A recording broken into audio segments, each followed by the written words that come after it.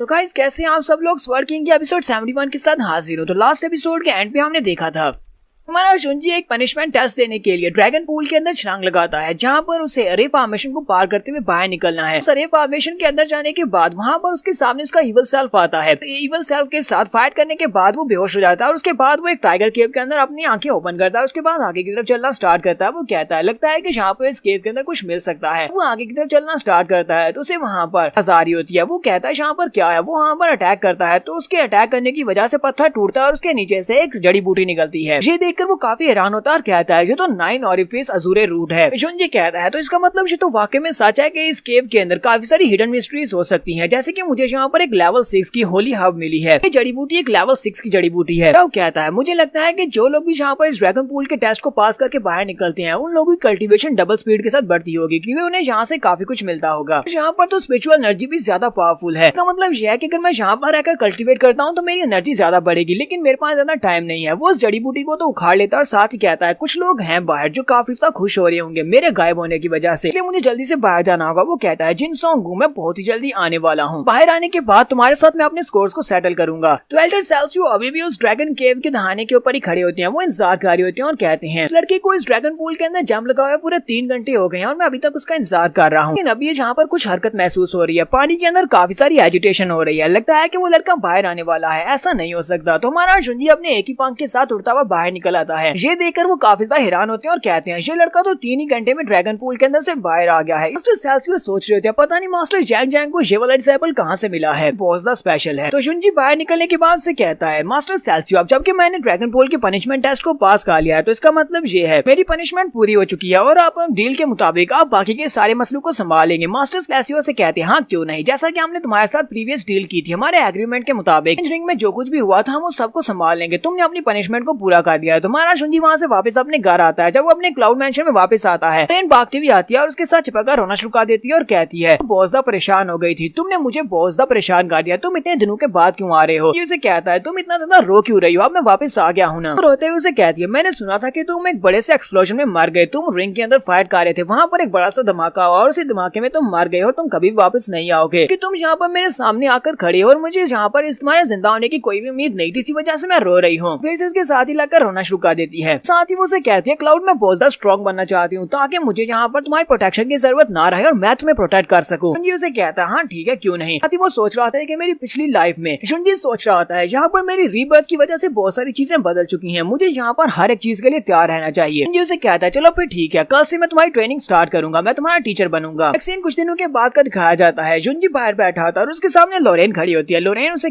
कहती है जैसा कि तुमने मुझे कहा था तुम्हारे तरीके के मुताबिक मैंने बिल्कुल वैसे कल्टीवेट किया है और मैं अपनी मार्शल स्पिरिट को यहाँ पर मटेरियलाइज कर सकती हूँ। वो उसे कहती है चलो मैं तुम्हें दिखाती हूँ। साथ ही अपनी मार्शल स्पिरिट को एक्टिवेट कर दिया जो कि एक 9 स्टार लोटस होता है। जाओ उसकी मार्शल सोल को देखते ही कहता है ये तो एक लेवल 1 का 9 स्टार वाटर लिली है, ये तो बहुत ही अच्छी बात है। वो आगे से बुरा सा मुंह बनाकर उसे कहती है ये तो सिर्फ और सिर्फ लेवल 1 की मार्शल सोल है, मुझे लगा था कि ये हायर लेवल की मार्शल सोल होगी। शुंजी उसकी बात सुनने के बाद से कहता है तो तुम्हारे कहने का मतलब ये है कि लेवल 1 की मार्शल सोल स्ट्रॉन्ग नहीं होती, तो मेरे पास भी तो लेवल 1 की मार्शल सोल है, तो क्या मैं स्ट्रॉन्ग नहीं हूँ। वो जल्दी से भागती हुई उसके पास आती है और कहती है नहीं नहीं ब्रदर ऐसी बात नहीं है, तुम तो बहुत ज्यादा स्ट्रॉन्ग हो, मेरे कहने का वो मतलब नहीं था। शुंजी उसे कहता है यहाँ पर हमें अभी तक सिर्फ एक ही बात पता है कि अगर हमारी मार्शल सोल जो कल्टीवेशन वाली सोल है उसका लेवल हायर होगा तो हमारी कल्टीवेशन हाई होगी और हम ज्यादा स्ट्रॉन्ग होंगे, लेकिन असल में ऐसी बात नहीं है कि स्किल्स और आपके पास जो मार्शल आर्ट्स की कल्टीवेशन टेक्निक्स होती है वो भी इसके ऊपर डिपेंड करती है। अगर आपके पास ये सारी चीजें ज्यादा स्ट्रॉन्ग है तो इसका मतलब मार्शल सोल का लेवल 1 का होना यानी यूजलेस होना कोई भी मायने नहीं रखता। और अगर मैं यहाँ पर तुमसे ये कहूँ कि तुम्हारे पास जो 9 स्टार वाटर लिली है ये बहुत ज्यादा पावरफुल मार्शल सोल है, ये कोई आम सी मार्शल सोल नहीं है, हालांकि इसका लेवल लो है लेकिन ये मेरी मार्शल सोल की तरह स्पेशल मार्शल सोल है, इसको हम लोग ग्रोथ ओरिएंटेड मार्शल सोल कहते हैं। वो उसे कहती है अब इस बात का क्या मतलब होता है। शुंजी उसे कहता है तुम्हें एक दिन जरूर पता चलेगा, ये वाली मार्शल सोल बहुत ज्यादा पावरफुल है और वक्त के साथ साथ ये लेवल अप होती है। अपने पास से एक ह्यूमन लेवल के स्किल की बुक निकालता है और उसे कहता है ये तुम्हारे लिए है क्योंकि मेरे पास एक बुक है जिसे मैं मास्टर नहीं कर सकता, लेकिन तुम्हारे वाटर लिली के साथ ये बिल्कुल परफेक्ट रहेगी, तुम इसे मास्टर करो। तो वो उस उस बुक को देखती है और उसे कहती है क्या इस बुक के ऊपर लिखा हुआ है कि इस बुक को एक बहुत ही फेमस एम्परर ने लिखा था जिसका नाम किंग लियान एम्परर था। वो स्पेशल इसलिए था क्योंकि उसके पास भी इसी तरह की एक मार्शल सोल थी, यानी ग्रोथ ओरिएंटेड मार्शल सोल थी। जुनजी उसे कहता है उस एम्परर के पास जो मार्शल आर्ट्स के स्किल्स थे वो बहुत ज्यादा स्पेशल थे, वो तुम्हारी मार्शल सोल्स के साथ मिलते जुलते थे, इसी वजह से ये वाली बुक तुम्हारे लिए बहुत ज्यादा बेहतर रहेगी। तुम इस बुक के ऊपर लिखे हुए सारे मेथड्स को अप्लाई करोगी तो बहुत ही जल्दी तुम अपनी मार्शल सोल को भी लेवल अप कर पाओगी। तो वो ये बात सुनते ही बहुत ज्यादा खुश हो जाती है। फिर साथ ही वो उसके गाल पे किस करती है और कहती है क्लाउड मैं तुमसे बहुत ज्यादा प्यार करती हूँ। फिर अपनी बुक को लेकर एक छोटी बच्ची की तरह खुश होकर वहाँ से भाग जाती है। वो भागती हुई जा रही होती है अपने ध्यान के, वहाँ पर सीधी जाकर मास्टर के साथ टकरा जाती है। मास्टर स्नो काइजर वहाँ पर आते हैं, यानी कि स्नो के दादाजी वहाँ पर आते हैं। वो उसे देखकर बहुत ज्यादा घबरा जाती है। तो दादाजी उसे कहते हैं बेटा क्या तुम ठीक हो, कहीं तुम्हें कोई चोट तो नहीं लगी। तो रेंज जब नीचे गिरती है वो कहती है नीचे गिरने की वजह से मेरा बम 2 टुकड़ों में टूट गया है। तो ग्रैंडपा उससे कहते हैं मुझे क्या तुम दिखा सकती हो किसी के बम का एक टुकड़ा हो, सभी के 2 ही होते हैं। वो दादाजी को देखकर बहुत ज्यादा घबरा जाती है और भागती हुई जाकर जुंजी के पीछे छुप जाती है और कहती है जुंजी ब्रो दद्दू तो बहुत ज्यादा डरावना है, पता नहीं वो कौन है। जुंजी से कहता है बड़ों के साथ इस तरह बात नहीं करते, तुम्हें एल्डर के साथ रूडली बात नहीं करनी चाहिए। फिर साथ ही वो ग्रैंडपा से कहता है ग्रैंडपा आप यहाँ पर क्या कर रहे हैं। तो काइजर स्नो से कहते हैं मैंने तुम्हारी उस चैलेंज रिंग के बारे में सुना, मैंने सुना कि वहाँ पर एक बहुत ही बड़ा हादसा हुआ जिसके बाद अब तुम वापस आए हो। मैंने सुना कि तुम वापस आ गए तो मैं जल्दी से तुम्हारे लिए गिफ्ट्स लेकर आया हूँ, मैं तुम्हारे लिए बहुत सारे गिफ्ट्स लेकर आया हूँ। मैंने ये भी सुना था कि वॉली टाई तुम्हें पकड़ कर ले गया और तुम्हें पनिशमेंट देने वाले हैं, लेकिन यहाँ पर आकर देखकर लग रहा है कि तुम्हारे साथ तो कुछ भी बुरा नहीं हुआ। मतलब यह कि तुम्हें ये गिफ्ट देने की जरूरत नहीं है। जाओ उन सारे गिफ्ट्स को देखकर कहता है ये तो बहुत सारे गिफ्ट्स हैं, क्या ये सारे मेरे लिए हैं। तो वो से कहते हैं ये तो कुछ भी नहीं है। उनसे कहता है मिस्टर स्नो मुझे लगता है कि आप यहाँ पर कुछ और बात भी करना चाहते हैं, आप यहाँ पर सिर्फ गिफ्ट्स मुझे इसलिए तो नहीं दे रहे। वो से कहते हैं हाँ मैं यहाँ पर तुमसे कुछ और बात भी करने के लिए आया हूँ। अक्सर में मैं यहाँ पर अपनी स्नो की तरफ से तुमसे बात करने के लिए आया हूँ। वो यहाँ पर पूरी बात करने लगती है। उसी वक्त स्नो गुस्से के साथ पीछे से आती है और अपने दादाजी को खींचकर वहाँ से ले जाती है और कहती है चले मेरे साथ वापस आए, आपको यहाँ पर ये बात करने की जरूरत नहीं है। जुंजी से कहता है फ्रो स्नो जरा रुको मेरी बात सुनो, मुझसे वादा किया था कि तुम मुझे ली फैमिली के बारे में इन्फॉर्मेशन निकाल कर दोगी, ये बताओ कि क्या तुम्हें उसके बारे में इन्फॉर्मेशन मिली या नहीं। तो वहाँ पर शर्माते हुए से कहती है क्या तुम बस यही जानना चाहते हो, मुझे तो लगा था कि तुम मुझसे पूछोगे कि मैं कैसी हूँ। क्लाउड उसकी बात सुनने के बाद काफी हैरान हो जाता है और कहता है क्या मैंने यहाँ पर कुछ गलत कह दिया। स्नो चिल्लाकर उसे कहती है बकवास बंद करो, मुझे तुमसे बात नहीं करनी। साथ ही वो गुस्से के साथ वहाँ से बाहर की तरफ चल देती है। जबकि हमारा जुंजी सोच रहा था इसे क्या हुआ, इसे गुस्सा क्यों आ गया है। हमारे दादाजी उसको गुस्से में देखकर जुंजी से कहते हैं तुम्हें यहाँ पर ली फैमिली के बारे में इन्फॉर्मेशन चाहिए, मुझे ली फैमिली के बारे में इन्फॉर्मेशन है। अगर तुम्हें वो इन्फॉर्मेशन चाहिए तो फिर तुम्हें यहाँ पर एक काम करना होगा, जाओ जाकर मेरी पोती को हुश करो, अगर वो हुश हो गई तो फिर मैं तुम्हें वो इन्फॉर्मेशन दूंगा। और उसकी बात सुनने के बाद जल्दी से भागता हुआ जाता है और स्नो से कहता है मेरी स्नो जरा यहीं पर रुक जाओ। अभी ज्यादा शर्माना शुरू कर देती है और कहती है अब इस बात का क्या मतलब है, तुम्हें मुझसे क्या चाहिए। तो जुंजी से कहता है स्नो प्लीज गुस्सा मत हो, मैं यहाँ पर तुमसे माफी मांगने के लिए आया हूँ। पीछे की तरफ घूम जाती है और कहती है नहीं मुझे तुम्हारी माफी नहीं चाहिए। इसी के साथ ही हमारा जुंजी उसकी फ्लैट चेस्ट की तरफ देखता है और उसे कहता है तो इसका मतलब तूने मेरे मशवरे के ऊपर अमल किया, मैंने तुम्हें कहा था ना कि तुम्हें यहाँ पर फेक अपीयरेंस नहीं बनानी चाहिए, तो तुमने लगता है मेरे मशवरे के ऊपर अमल किया है और तुमने अपनी चेस्ट को फ्लैट ही रखा है, ये भी काफी ज्यादा अच्छी लग रही है। बात सुनते ही स्नो और भी ज्यादा गुस्सा हो जाती है और गुस्सा आने के बाद वो एक जबरदस्त पंच मारती है और कहती है तुम यहाँ पर मेरे चेस्ट के बारे में बात नहीं कर सकते। इसे मार खाने के बाद दादाजी अंदर आकर बैठ जाते हैं। जुंजी उनसे पूछता है तो ग्रैंडपा उसे सारी बात बताते हैं। वो उसे कहते हैं उन्होंने मुझसे ली फैमिली के बारे में पूछा था और मैंने भी उसे ली फैमिली के बारे में काफी कुछ बताया था। मुझे लगता है कि उसने तुम्हें ली फैमिली के बारे में आगे आकर कुछ भी नहीं बताया क्योंकि उसके पास अपनी एक रीजन है ताकि वो तुम्हें ये सब कुछ ना बताए। ली फैमिली का पास्ट इसके डैड के साथ जुड़ा हुआ है। ली फैमिली के कोलैप्स होने के बाद ही फ्रोस्ट के जो फादर थे वो उसकी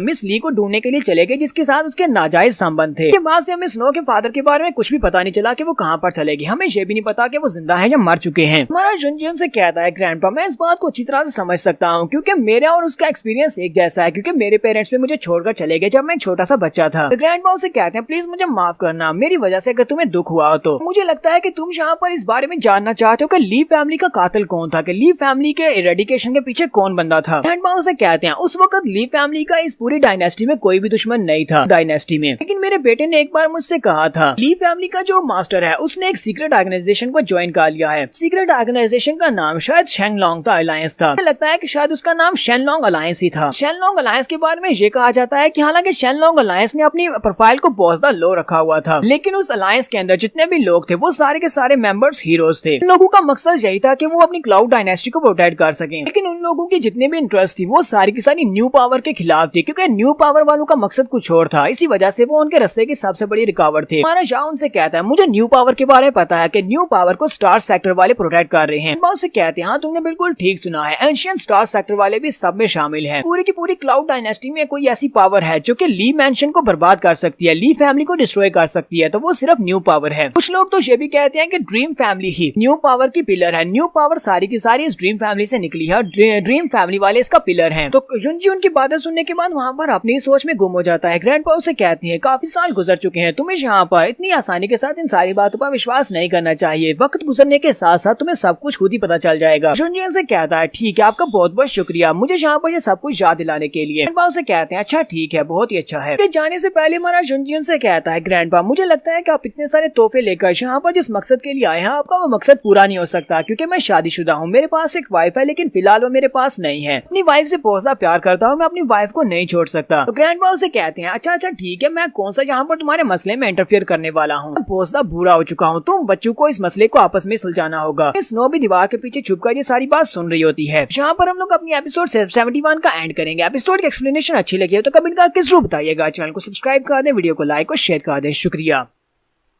तो गाइस कैसे हैं आप सब लोग। स्वर्ड किंग के एपिसोड 72 के साथ हाजिर हो। तो लास्ट एपिसोड के एंड पे हमने देखा था कि हमारा युनजी ग्रैंडपा से कहता है कि आप जिस बात के लिए यहाँ पर गिफ्ट्स लेकर आए थे मैं उस बात को एक्सेप्ट नहीं कर सकता, क्योंकि मैं पहले से शादीशुदा हूँ। तो ग्रैंडपा उसकी बात सुनने के बाद कहते हैं, मुझे तुम बच्चों के मसले में पढ़ने की जरूरत नहीं है, बहुत ज्यादा बुढ़ा हो चुका हूँ, स्नो जाने और तुम जानो। वो वहाँ से चले जाते हैं जबकि स्नो भी बाहर के पास सुन रही होती है। इस एपिसोड की शुरुआत में हमारा युनजी सोच रहा होता है, मुझे लगता है कि ड्रीम फैमिली का मास्टर गू वो मुझे यहाँ पर टारगेट कर रहा है, और मुझे लगता है कि इस मास्टर गू का ताल्लुक न्यू पावर के साथ भी है, और इसी के साथ साथ एंशियंट स्टार सेक्टर जो कि इनको बैकग्राउंड सपोर्ट दे रहा है उनके साथ भी इसका कनेक्शन है। यही उनके बीच की कड़ी है। लेकिन इस बात का मतलब ये तो नहीं हो सकता है कि मेरे पेरेंट्स को भी न्यू पावर नहीं मारा है, लेकिन मेरे पेरेंट्स का इन लोगों के साथ क्या ताल्लुक हो सकता है। हाँ, ये पॉसिबिलिटी हो सकती है, कहीं मेरे पेरेंट्स ने भी तो शेनलॉन्ग अलायंस के उस ग्रुप को तो नहीं ज्वाइन किया था जिसकी वजह से बाकी सभी लोग मारे गए, उसी वजह से मेरे पेरेंट्स को भी मारा गया होगा। लगता है कि मैं सच्चाई के काफी ज्यादा करीब पहुंचता जा रहा हूँ। मैं जितना ज्यादा सच्चाई के करीब पहुंचता जा रहा हूँ मेरे लिए उतना ज्यादा ये हार्ड होता जा रहा है, यानी कि इन्वेस्टिगेशन और ज्यादा मुश्किल हो गई है। युनजी कहता है, तो मेरे लिए सबसे ज्यादा इंपॉर्टेंट बात फिलहाल के लिए अपनी स्ट्रेंथ को इंक्रीज करना है। अगर मैं अपनी कल्टीवेशन को बढ़ा लेता हूँ तो उसके बाद मेरे लिए इन सभी से मुकाबला करना आसान हो जाएगा। और वो जल्दी से अपने रीइंकार्नेशन स्टोन को बाहर निकालता है और इस कोन को ओपन करते हुए उसके अंदर चला जाता है, ताकि वहाँ पर वो टाइम गेन कर सके। बाहर का 1 दिन और वहाँ पर 5 दिन होते हैं। साथ ही वो अपनी तलवार को भी निकालता और कहता है, युनजी कहता है, अपनी प्रीवियस लाइफ में मरने से पहले मैं मार्शल आर्ट्स एम्परर लेवल तक पहुंच चुका था। उसके बाद मैं एम्परर राम की सारी मिस्ट्रीज को जानने के बहुत ज्यादा करीब पहुंच चुका था, लेकिन जितना ज्यादा मैं उसके बारे में जान रहा था उतना ज्यादा मुझे महसूस हो रहा कि मैं बस एक छोटा सा लड़का हूँ। अपनी प्रीवियस लाइफ में मैंने एक बहुत ही स्पेशल मार्शल आर्ट्स की टेक्निक को इजाद किया था जो कि तलवारबाजी की टेक्निक थी, और उसका नाम क्योटिक स्वर्ड स्पिरिट टेक्निक था। वाला फार्मूला बहुत ज्यादा स्पेशल फार्मूला था। हालांकि मैंने उस फार्मूला को मार्शल आर्ट्स एम्परर लेवल तक पहुंचने के बाद इस्तेमाल किया था, लेकिन फिलहाल में मुझे उस मार्शल आर्ट्स फार्मूला को यहीं पर मास्टर करना होगा ताकि मैं उसे यूज कर सकूं। हमारा युनजी वहीं पर खड़े खड़े उस स्पेशल फार्मूला को यूज करते हुए अपनी कल्टीवेशन को एनहांस करने की कोशिश करता है। जब वो उस फार्मूला को यूज करेगा तो उसकी कल्टीवेशन सर्च करेगी, वहीं पर अपनी पावर्स को रिलीज करता है और वहाँ पर अपनी आंखें बंद करता है और साथ ही वो पर एक जोरदार चीख मारता है, क्योंकि उसकी बॉडी के अंदर से जबरदस्त एनर्जी निकलती है। वो वाला स्पेशल फार्मूला यूज करने की वजह से युनजी की बॉडी के अंदर से काफी ज्यादा एनर्जी निकल रही होती है और इसी के साथ उसके मुंह से ब्लड निकलता है। वो कहता है, क्या मैं यहाँ पर सक्सेसफुल हुआ हूँ? यहाँ पर नहीं। ऐसे मारे युनजी के मुंह से ब्लड निकलता है, वो साथ ही एक चीख मारता है। उसी वक्त वो लोग बाहर से भागते हुए अंदर आते हैं। ट्रेन जल्दी से भागती हुई अंदर आ जाती है, जबकि मिस किन भी वहीं पर होती है। मिस किन खिड़की खोलकर उसे अंदर की तरफ देख रही होती है और कहती है, क्या तुम ठीक हो? लोरेन से पूछती है युनजी के साथ क्या हुआ है। वो कहती है, मुझे नहीं पता, मैं अभी भी यहाँ पर पहुंचू। जब मैं यहाँ पर रूम के अंदर आई तब ये इसी तरह था, ये बेहोश हो चुका था। तो लोरेन मिस किन से कहती है, जो यहाँ पर बहुत ही खामोशी के साथ कांप रहा है और साथ ही आहिस्ता आहिस्ता बोल भी रहा है, कहीं ऐसा दुनिया किसी डेविल ने पोजेस कर लिया है। किन भी जल्दी से भागती हुई अंदर आ जाती है और उसे कहती है, मिस्टर चू क्या तुम ठीक हो? तुम्हारे युनजी की हालत काफी ज्यादा खराब होती है, उसकी माथे से काफी सारा पसीना बह रहा होता है। तो लोरेन वहीं पर रोना शुरू कर देती है और कहती है, ऐसा नहीं हो सकता, युनजी ऐसे नहीं मर सकता, तुम यहाँ पर नहीं मर सकते, तुम्हें मेरे साथ ही रहना है। मिस किन को समझ आ जाती है, वो कहती है, लगता है कि यहाँ पर कुछ और होने वाला है। वो लोरेन से कहती है, लोरेन चलो जल्दी से यहाँ से निकलो, यहाँ पर ब्रेक थ्रू करने वाला है। अगर इसने ब्रेक थ्रू किया तो यहाँ पर जबरदस्त एनर्जी सर्च निकलेगा, जिसकी वजह से हम सभी लोग पीछे की तरफ गिर जाएंगे। इसके साथ ही हमारा युनजी वहाँ पर एक चीख मारता है, उसकी बॉडी से जबरदस्त एनर्जी सर्च निकलता है। वो एनर्जी इतनी ज्यादा पावरफुल होती है, युनजी के आसपास काफी सारी एनर्जी निकलती है और यहाँ तक कि उसके घर की छत भी टूट जाती है। मिस किन ने लोरेन को वहाँ पर कवर किया होता है ताकि वो उसके इफेक्ट से बचा सके। युनजी अपनी तरफ देखता और कहता है, लगता है कि मैंने उस क्योटिक फार्मूला को यूज करते हुए लेवल अप किया है, और यहाँ पर सिर्फ कोई एक लेवल अप नहीं किया बल्कि मैंने यहाँ पर इकट्ठे 6 लेवल्स अप किए हैं। मतलब यह कि मैं स्पिरिट गैदरिंग ग्राम के 9th लेवल तक पहुंच चुका हूँ। ये देखकर मिस किन भी बहुत हैरान होती है और कहती है, ऐसा कैसे हो सकता है? तुमने डायरेक्टली 6 लेवल्स को कैसे अप कर लिया? युनजी आगे से हंसना शुरू कर देता और कहता है, मैं तो यहाँ पर डायरेक्टली अर्थ स्पिरिट राम में पहुंचना चाहता था। अफसोस कि मुझे यहाँ पर दोबारा से सेल्फ पुश देना पड़ेगा और दोबारा कल्टीवेट करते हुए अपने आप को अर्थ स्पिरिट राम में पहुंचाना पड़ेगा। मिस किन और लोरेन दोनों ही उसकी तरफ देखकर बहुत ज्यादा हैरान हो रहे होते हैं। इसी वक्त एक लड़का बाहर से भागता हुआ अंदर आता है और उसे कहता है, मास्टर चू बहुत ही बुरा हुआ है, मास्टर किन जाग गए हैं, यानी कि मिस किन के फादर जाग गए पे और जागने के बाद वो सीधा अपनी किन फैमिली की तरफ चले गए हैं। हम उन्हें रोक नहीं पाए। बात सुनते ही मिस किन काफी ज्यादा हैरान हो जाती है और साथ ही रोना शुरू कर देती है और कहती है अब क्या होगा, मेरे फादर का क्या होगा, वो अकेले वहाँ पर चले गए हैं, अंकल तो उन्हें मार डालेंगे। जुनजी उसे कहता है वो यहाँ से कब गए और तुमने मुझे आकर रिपोर्ट क्यों नहीं किया, क्या तुम लोग इतने बड़े बेवकूफ हो, तुम मेरे पास आए क्यों नहीं। वो नौकर उसे कहता है सर हम आपके पास आना चाहते थे लेकिन आप यहाँ पर सेल्फ कल्टीवेशन में बहुत ज्यादा बिजी थे, इसी वजह से हम आपको डिस्टर्ब नहीं कर सकते थे, लेकिन वो मास्टर किन है और हम उनको अपने आप से रोक भी नहीं सकते थे। जुनजी मिस्किन का हाथ पकड़ता है और उसे कहता है मिस्किन हम लोग यहाँ पर इंतजार नहीं कर सकते, चलो जल्दी से यहाँ से चलते हैं। वो अपना पंख निकालता है, मिस्किन को उठाता है और वहाँ से उड़ना स्टार्ट करता है। वो उसे कहता है हमें जल्दी से जल्दी वहाँ पर पहुँचना होगा, हम लोग लेट हो गए तो हो सकता है कि तुम्हारे अंकल तुम्हारे फादर को मार डाले। और ये लोग उड़ते हुए जल्दी से वहाँ से चले जाते हैं, जबकि लोरेन बेचारी वहीं पर पीछे खड़ी होती है और वो पीछे खड़ी ये सब कुछ देखकर वहीं पर रोना शुरू कर देती है और कहती है तुम मेरे साथ ऐसा कैसे कर सकते हो, मैंने तुम्हारा बहुत ज्यादा ख्याल रखा, जब तुम यहाँ पर बीमार थे सबसे पहले मैं तुम्हारे पास भागती हुई आई, लेकिन तुम यहाँ पर किसी दूसरी लड़की को उठाकर यहाँ से चले गए हो, बहुत ज्यादा मीनी हो, उसके बाद मैं तुमसे कभी भी बात नहीं करूंगी। जुनजी मिस किन को उठाकर उनकी किन फैमिली में पहुंच जाता है। किन उसे कहती है तुमने रास्ते में मुझे जो भी बात बताई है उसका क्या मतलब है, क्या तुम्हें लगता है कि मेरे फादर यहाँ पर खतरे में हैं? उसे कहता हाँ मुझे ऐसा ही लगता है। तो वो उसे कहती है ऐसा कैसे हो सकता है, मेरे फादर किन फैमिली के प्रीवियस मास्टर हैं, बीमार होने की वजह से वो मास्टर की कुर्सी के ऊपर से हटे थे, हमारी फैमिली के जितने एल्डर्स हैं वो सभी उनकी रिस्पेक्ट करते हैं, वो उन्हें देखकर बहुत ज्यादा खुश होंगे और उन्हीं का साथ देंगे। जुनजी उसे कहता है मुझे नहीं लगता कि यह सब कुछ इतना ज्यादा सिंपल है, मिस्टर किन को ये सब कुछ पहले से पता होगा, इसी वजह से वो वहाँ पर सीधा उठने के बाद फैमिली में चले गए हैं। उन्हें पता होगा कि उन्हीं के भाई का ये सारा प्लान है, उसी ने उन्हें पॉइजन दिया होगा, इसी वजह से वो उससे बदला लेने के लिए पर्सनली आए हैं। यानफेंग किन के पास पहले से वो सारी पावर है और तुम्हें भी इस बारे में अच्छी तरह से पता है वो अपनी पावर्स के साथ क्या कर सकता है। तुम्हें ये बात भी अच्छी तरह से पता है कि मैं तुम्हें और तुम्हारे फादर को वहाँ से बचाकर निकाल कर ले आया था, जिसकी वजह से अब उसने अपने मेंशन की सिक्योरिटी को और भी ज्यादा दुगना कर दिया होगा। मुझे लगता है कि तुम्हारे फादर को मार डालेगा अगर हम लोग जल्दी से वहाँ पर नहीं पहुँचे। जुनजी उसे कहता है मुझे पता है कि तुम अपने अंकल का चेहरा नहीं देखना चाहती, तुम यहीं पर रुककर इंतजार कर सकती हो, मैं अंदर जाकर तुम्हारे फादर को बचाकर ले आता हूँ। तो मिस किन उसे कहती है नहीं मैं भी तुम्हारे साथ ही जाऊंगी। इसी वक्त जुनजी को कुछ महसूस होता है। जुनजी मिस किन को पकड़ता है और साइड के ऊपर करते हुए कहता है जल्दी से साइड के ऊपर हट जाओ, हमारे पर अटैक हुआ है। इसी वक्त सामने से काफी सारी पॉइजनस फॉग निकल कर आ रही होती है। जुनजी कहता है अपनी सांस बंद करो, यहाँ पर सामने से पॉइजनस फॉग निकल कर आ रही है, ये तो उस ऑक्टोपस की है यानी कि मास्टर टियानफेंग किन की है। टियानफेंग किन ने यहाँ पर अपने पॉइजन को रिलीज करते हुए अपने सारे के सारे आदमियों को मार दिया है, लेकिन वो ऐसा क्यों करेगा। पर वो सामने की तरफ देखते हैं तो हमारी मिस किन के डैड खड़े होते हैं। डैड ने वहाँ पर अपनी पावर्स को रिलीज किया होता है, उसके पास जो मार्शल आर्ट्स की स्पिरिट होती है वो शायद एक जेलीफिश है, साथ उन्होंने अपने इर्द गिर्द एक कवच बनाया होता है तो उसकी पॉइजनस फॉग के साथ बच सके। मास्टर किन उससे कहते हैं पता नहीं हमारी फैमिली में तुम्हारे जैसा कमीना और घटिया इंसान कहाँ से पैदा हो गया, तुम मेरे भाई नहीं हो सकते, लेकिन अफसोस की बात यह है कि तुम यहाँ पर मुझे नहीं मार सकते क्योंकि मुझे अभी अपनी फैमिली की ड्यूटी पूरी करनी है, क्योंकि मैं फैमिली का पैट्रियार्च हूँ और मुझे यहाँ पर अपनी फैमिली को बचाने के लिए तुम्हें मारना होगा। अगर मैं यहाँ पर मर भी जाता हूँ तुम्हारे हाथों से तो मैं मरने से पहले तुम्हें यहाँ पर सजा जरूर दूंगा। टियानफेंग आगे से हंसना शुरू कर देता है और उसे कहता है मेरे प्यारे भाई तुम्हें क्या लगता है कि तुम यहाँ पर मुझसे ज्यादा पावरफुल हो, तुम्हें क्या लगता है कि तुम हमेशा के लिए गद्दी के ऊपर बैठकर रह सकते हो, बूढ़े हो चुके हो, इसी वजह से तुम हमारे किन बिजनेस को संभालने के लायक नहीं रहे, वजह से अब यहाँ पर मेरा मौका है, मैं हमारी किन फैमिली को ब्राइटर फ्यूचर दे सकता हूँ, वजह से मैं चाहता हूँ कि तुम अपनी सीट के ऊपर से हट जाओ, मैं तुम्हारी जान बख्श दूंगा। जैसा कि तुमने भी कहावत सुनी होगी कि एक माउंटेन के ऊपर दो टाइगर्स नहीं रह सकते, इसी वजह से तुम्हें यहाँ पर मरना पड़ेगा। साथ ही वो फिर से अपने टेंटिकल्स के साथ अपने भाई के ऊपर अटैक करता है, जबकि उसी वक्त जुनजी किन के सामने आकर खड़ा हो जाता है, उसके अटैक को वहाँ पर अवॉइड करता है।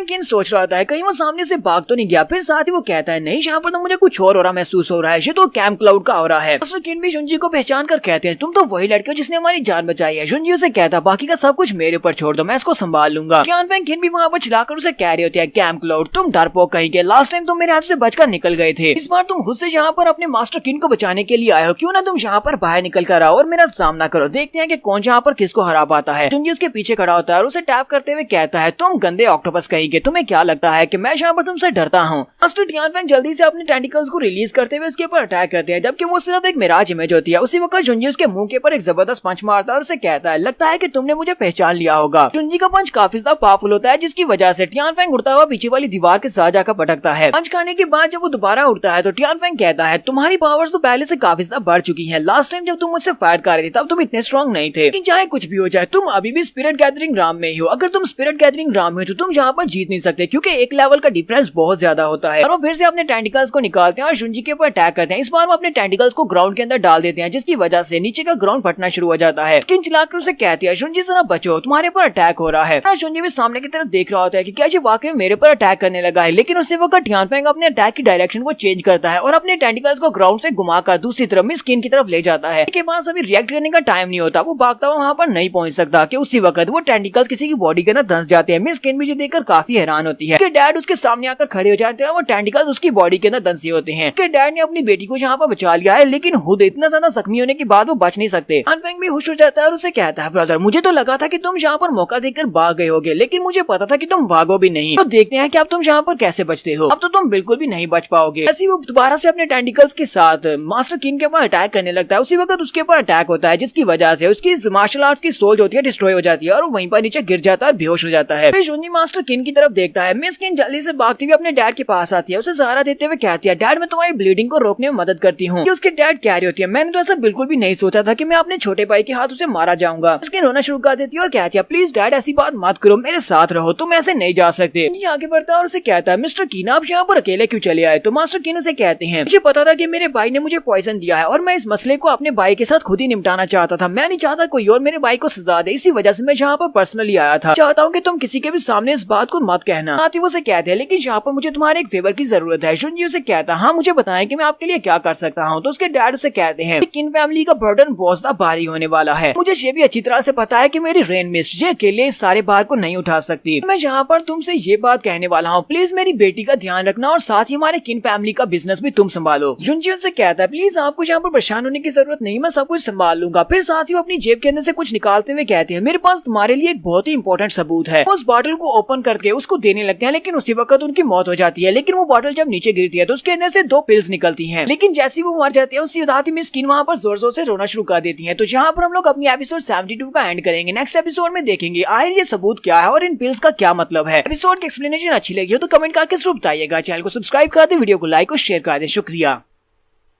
तो गाइस कैसे हैं आप सब लोग। स्वर्ड किंग के एपिसोड 73 के साथ हाजिर हो। तो लास्ट एपिसोड के एंड पे हमने देखा था तो मिस किन के डैड एंड के ऊपर मर जाते हैं और मरने के साथ ही वो अपने पास से एक बॉटल भी निकालते हैं जिसके अंदर कुछ पिल्स रखी होती हैं। वो हमारे जुंजी से कहते हैं ये एक बहुत ही इंपॉर्टेंट सबूत है। यहीं पर हमने एपिसोड का एंड किया था और आपको कहा था कि अगली एपिसोड में बताएंगे कि ये इंपॉर्टेंट सबूत क्या है। तो इस एपिसोड की शुरुआत जेल से की जाती है। हमारा जुंजी चाचा जी को जख्मी करने के बाद उसको पकड़कर जेल में बंद कर देता है। तो वो जेल में बंद बैठा होता है और उसे कहता है, तुम लड़के तुम्हें क्या लगता है कि तुम यहाँ पर मुझसे सब कुछ गुलवा लोगे, मुझे यहाँ पर बंद कर कोई भी फायदा नहीं है। इस वक्त किन फैमिली की जितनी भी शॉप्स हैं उन सभी के ऊपर मेरे लोग हैं, यानी कि इस वक्त पूरी की पूरी किन फैमिली के ऊपर मेरा राज है। मिस किन दोबारा से नई पैट्रियार्च बन भी जाती है तब इसे कोई भी फायदा नहीं होने वाला। साथ ही वो हंसना शुरू कर देता है और उसे कहता है, तुम्हें क्या लगता है कि तुमने यहाँ पर मुझे पकड़ लिया है तो तुम यहाँ पर ये सारी सिचुएशन को हल कर लोगे। ये तो तुम्हारा एक बहुत बड़ा सपना है जो कभी भी हल नहीं होगा। तो जुंजी उसकी बातें सुनने के बाद से कहता है, तुम्हारा बहुत बहुत शुक्रिया जो तुमने मुझे यहाँ पर ये वाली बात बता दी गई। इस वक्त किन फैमिली की जितनी भी शॉप्स हैं सभी पर तुम्हारे लोग हैं। इसका मतलब यह है कि उनको एक एक करके वहाँ से हटाना होगा। ये बात सुनते ही टियानफेंग किन और भी गुस्सा हो जाता है। तो जुंजी अपने पास से वो बॉटल निकालता है और उसके सामने करते हुए कहता है, क्या तुम्हें ये बॉटल अभी भी याद है। इस बॉटल को देखते टियानफेंग किन काफी ज्यादा घबरा जाता है। जुंजी उसे कहता है, ये एक बहुत ही ब्रांड वाली कल्टीवेशन स्पिरिट पिल है, इसको कल्टीवेशन स्पिरिट पिल कहा जाता है और सभी लोग इसको खरीदते हैं। यहाँ तक कि किन फैमिली भी इस पिल को बना रही है। या फिर ऐसा कहूँ कि तुम्हारे पास कोई इसके मटेरियल्स को बेचता है और उसके बाद तुम उन पिल को बनाकर अपनी किन फैमिली के बिजनेस में उनको बेच रहे हो। ये पिल तो वाकई में बहुत ज्यादा खास है और कोई भी इसको यूज करता है तो उसे इसकी लत लग जाती है, क्योंकि इसके अंदर एक स्पेशल केमिकल है जिसको हीन कहते हैं। एक आम इंसान के लिए इसको जान पाना बहुत ज्यादा मुश्किल है। हर रोज यहाँ पर कल्टीवेटर्स इसको यूज कर रहे हैं, लेकिन इसके अंदर जो हीन है वो बहुत ज्यादा कलरलेस है और बहुत ज्यादा ऑर्डरलेस है, लेकिन उसको पहचान पाना बहुत ज्यादा मुश्किल है। लेकिन वो बहुत ज्यादा नशे वाली दुआ है। शुरुआत में अगर जो भी स्पिरिट पिल को यूज करेगा वो अपनी कल्टीवेशन लेवल को इंक्रीज कर पाएगा, जिसकी वजह से सभी लोग इसके एडिक्ट हो जाते हैं और इसको यूज करना स्टार्ट करते हैं। उन्हें लगता है कि इसको यूज करते रहने से उनका कल्टीवेशन लेवल इंक्रीज हो रहा है। लेकिन असल बात तो ये होती है, जब तक उन्हें समझ आती है तब तक वो इसकी नशे की लत में लग चुके होते हैं। उन्हें ये पिल चाहिए होती है। अगर उन्हें ये पिल मिलना बंद हो जाएगी तो उसके बाद तो उनका जो स्पिरिचुअल सी है वो डिस्ट्रॉय हो जाएगा, जिसकी वजह से उनकी कल्टीवेशन लेवल 0 होने की वजह से उनकी मौत हो जाएगी। तो असल में यह कहना गलत नहीं होगा कि ये एक नशे की दवा है जो अगर एडिक्ट को नहीं मिलेगी तो वो मर सकता है। मुझे ये बताओ कि क्या इन पिल्स को तुम बना रहे हो, पर मुझे ऐसा लगता नहीं है कि तुम इन पिल्स को बना सकते हो। मुझे ये बताओ कि इसके पीछे कौन है, कौन तुम्हें माल सप्लाई करता है। टियानफेंग किन उसे कहता है, तुम्हें यहाँ पर ये सब कुछ करने से कुछ भी हासिल नहीं होगा, क्योंकि मैं तुम्हें कभी भी उस बंदे का नाम नहीं बताऊंगा। जुंजी कहता है, तो फिर ठीक है, लगता है कि तुम्हें यहाँ पर मार नहीं होगा क्योंकि तुम तो मेरे किसी भी काम के नहीं हो। वो अपने पास से जिन और जैंग फायर नीडल निकालता है और उसकी तरफ फेंक देता है। ये देखकर वो बहुत ज्यादा घबरा जाता है और उसे कहता है, जरा रुको रुको मैं तुम्हें बताता हूँ। तो वो चिल्लाकर उसे कहता है, मैं तुम्हें नाम बताता हूँ, ये सब कुछ ड्रीम फैमिली के जिन सॉन्ग गू ने किया है। सॉन्ग गू ने मुझसे वादा किया था, उसने कहा था अगर मैं अपनी सुपरमार्केट में यानी कि हमारी जितनी भी शॉप्स हैं उन सभी में हम लोग ये स्पिरिचुअल पिल को बेचा करेंगे, मेरी मदद करेगा, वो मेरी मदद करेगा किन फैमिली के बिजनेस के ऊपर कब्जा करने में और मुझे नया फैमिली का नया पैट्रियार्च बना देगा। मुझे इस बारे में बिल्कुल भी नहीं पता था कि हीन के साइड इफेक्ट्स क्या हैं। मुझे बस इतना पता है कि इस पिल की मदद से हमारी जो बिक्री थी बहुत ज्यादा बढ़ गई थी। जुनजी इसकी बात सुनने के बाद सोच रहा था इस जिनसोंग गू का मकसद क्या है। वो यहाँ पर न सिर्फ मेरे पीछे है बल्कि वो यहाँ पर सारे बिजनेस को भी कंट्रोल करना चाहता है। वो सारी शॉप्स के ऊपर हीन वाली पिल्स को बिकवा रहा है ताकि सभी लोगों को नशे की लत लग जाए। लेकिन उसका मकसद क्या है? लगता है कि कुछ बड़ा करना चाहता है। इस वक्त मिस्किन भी वहाँ पर आ जाती है। वो बहुत ज्यादा गुस्से में होती है। उसके हाथ में नाइफ होता है। वो वहाँ पर आती है और अपने अंकल को मारने लगी है। वो जुनजी से कहती है मेरे रास्ते से साइड पर हट जाओ, मैं इसको मार डालूंगी। ये एक बहुत ही कमीना और घटिया इंसान है जिसने मेरे डैड को मार दिया है, अपने ही भाई को मार डाला। इस जैसे इंसान को जिंदा रहने का कोई भी हक नहीं है।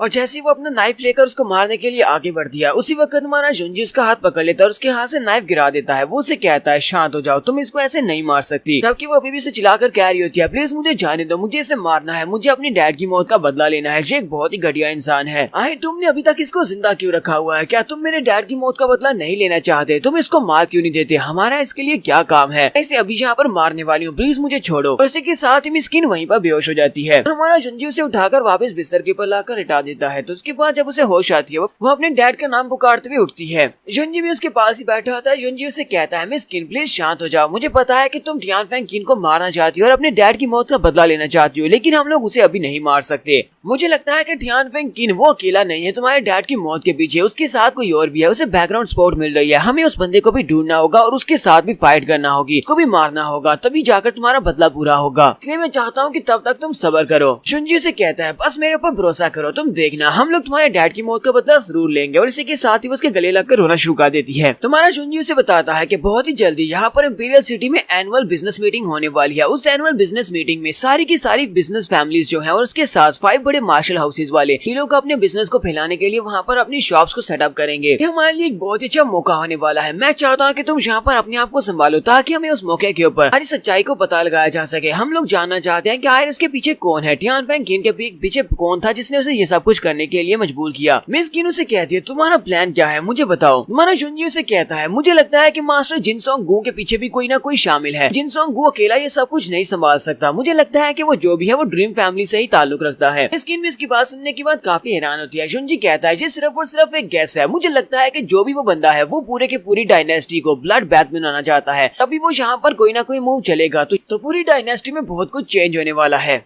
तो नेक्स्ट सीन हमें 2 दिन के बाद का दिखाया जाता है। 2 दिन के बाद हमारा जुनजी बाहर बैठा होता है और उसके सामने लॉरेन होती है। लॉरेन वहाँ पर अभी भी ट्रेनिंग कर रही होती है। हमारा जुनजी उसे बता रहा होता है कि कैसे वो यहाँ पर स्क्वाड कर सकती है, कैसे वो अपनी ट्रेनिंग को कंप्लीट कर सकती है। साथ ही जुनजी वहाँ पर बैठकर कुछ खा भी रहा होता है। साथ साथ उसे कह रहा होता है हमें यहाँ पर समर के मौसम में आइसक्रीम खानी चाहिए। उसकी तरफ देखते हैं और उसे भूख लगी होती है। वो उसे कहती है मुझे भी ये खानी है, लेकिन मैं कैसे खा सकती हूँ, अपनी ट्रेनिंग को कम्प्लीट करना है। हमारा जुनजी भी उसे कह रहा होता है कि जब तक तुम अपनी ट्रेनिंग को कम्प्लीट नहीं करती तब तक तुम्हें कोई भी आइसक्रीम खाने को नहीं मिलेगी। वक्त तुम्हारे जुनजी को बाहर से घोड़ा गाड़ी के रुकने की आवाज आती है। वो जल्दी से भागता हुआ उस तरफ चला जाता है, अपनी आइसक्रीम को भी फेंक जाता है, जबकि लॉरेन उस आइसक्रीम को कैच करती है और खाना शुरू कर देती है। जुनजी भागता हुआ बाहर जाता है तो मास्टर जैन और उसके साथ उसका जाओहा होता है। जाओहा और दोनों उसे देखकर बहुत ज्यादा खुश होते हैं और कहते हैं मास्टर आप तो काफी ज्यादा बड़े हो गए हैं। जबकि हमारा जुनजी भी उनसे कहता हाँ तुम लोगों से मिलकर मुझे काफी ज्यादा अच्छा लगा और जाओहा को तो देखो ये कितना लंबा हो गया है। पॉइजन जैन हमारे जुनजी से कहते हैं मास्टर आपको देखे हुए मुझे काफी महीने हो चुके हैं, लेकिन आपने इतने महीनों में काफी अच्छे से ग्रो किया है और साथ में आपकी कल्टीवेशन तो कहाँ तक पहुँच चुकी है। जुनजी से पूछता है तो मुझे ये बताओ कि हमारा चू टाउनशिप कैसा है, हमारा टाउन कैसा है। से कहता है अब तुम्हें बिल्कुल भी उसके बारे में परेशान होने की जरूरत नहीं है। यंग मास्टर वक्त सिटी मेयर सब कुछ संभाल रहे हैं। हमारा चू टाउन इस वक्त वेस्ट की सबसे बड़ी फोर्स बन चुका है। ऐसा कहना गलत नहीं होगा कि अब कोई भी वहाँ पर ऐसा नहीं है जो कि हमारे चू टाउन के सामने टिक सके। हमारी चू फैमिली सबसे बड़ी फैमिली है। हमने रिसेंटली उस माउंटेन के ऊपर से जड़ी बूटियों के एक्सप्लोटेशन को खत्म किया है। वहाँ से जड़ी बूटियां हासिल करने के बाद जब हमने उन्हें किन बिजनेस में बेचा था उसके बाद से हमें काफी ज्यादा शेयर मिला है और वो शेयर बहुत ज्यादा था। तो हमें हर महीने हजारों के हिसाब से स्पिरिट स्टोन्स मिलते हैं। हमारे खजाने में टोटल 28,000 पीसीज हैं। जैसा कि तुमने कहा था कि हमें अपने साथ स्पिरिट स्टोन्स को लेकर आना है, तो हम लोग अपने साथ 28,000 स्पिरिट स्टोन्स को लेकर आए हैं। और साथ ही वो उस सारी बिजनेस की बुक भी दिखाता है कि उन्होंने पिछले कुछ महीनों से जो कुछ भी किया है वो सब कुछ उसने उस बुक के अंदर लिखा होता है। तो जुनजी सारे रिकॉर्ड को पढ़ने के बाद सोच रहा होता है कि 28,000 स्पिरिट स्टोन्स ये काफी नहीं रहेंगे, क्योंकि हमें वहाँ पर बिजनेस के ऊपर कब्जा करना है। तो हमें सारी की सारी फैमिलीज को अपने साथ मिलाने के लिए लिए बहुत सारे स्पिरिट स्टोन्स की जरूरत पड़ेगी। इसी के साथ ही हमारा जाओहा अपने साथ बहुत सारी फैमिलीज के पास से पिल्स को खरीद कर लाया होता है। ये सारी वही स्पिरिट पिल्स होती हैं। वो सारी की सारी अपने ब्रांड के हिसाब से उनको बेच रही होती हैं। तो ये सभी जब उनको चेक करते हैं तो उनके अंदर सभी के अंदर उन्हें हीन मिलती है। मिस किन उसे कहती है जैसा कि तुमने सोचा था ये बिल्कुल वैसा ही है। हमारे यहाँ पर किन फैमिली, सू फैमिली, लू फैमिली, जाओ फैमिली और युई फैमिली, इन सभी के बिजनेस में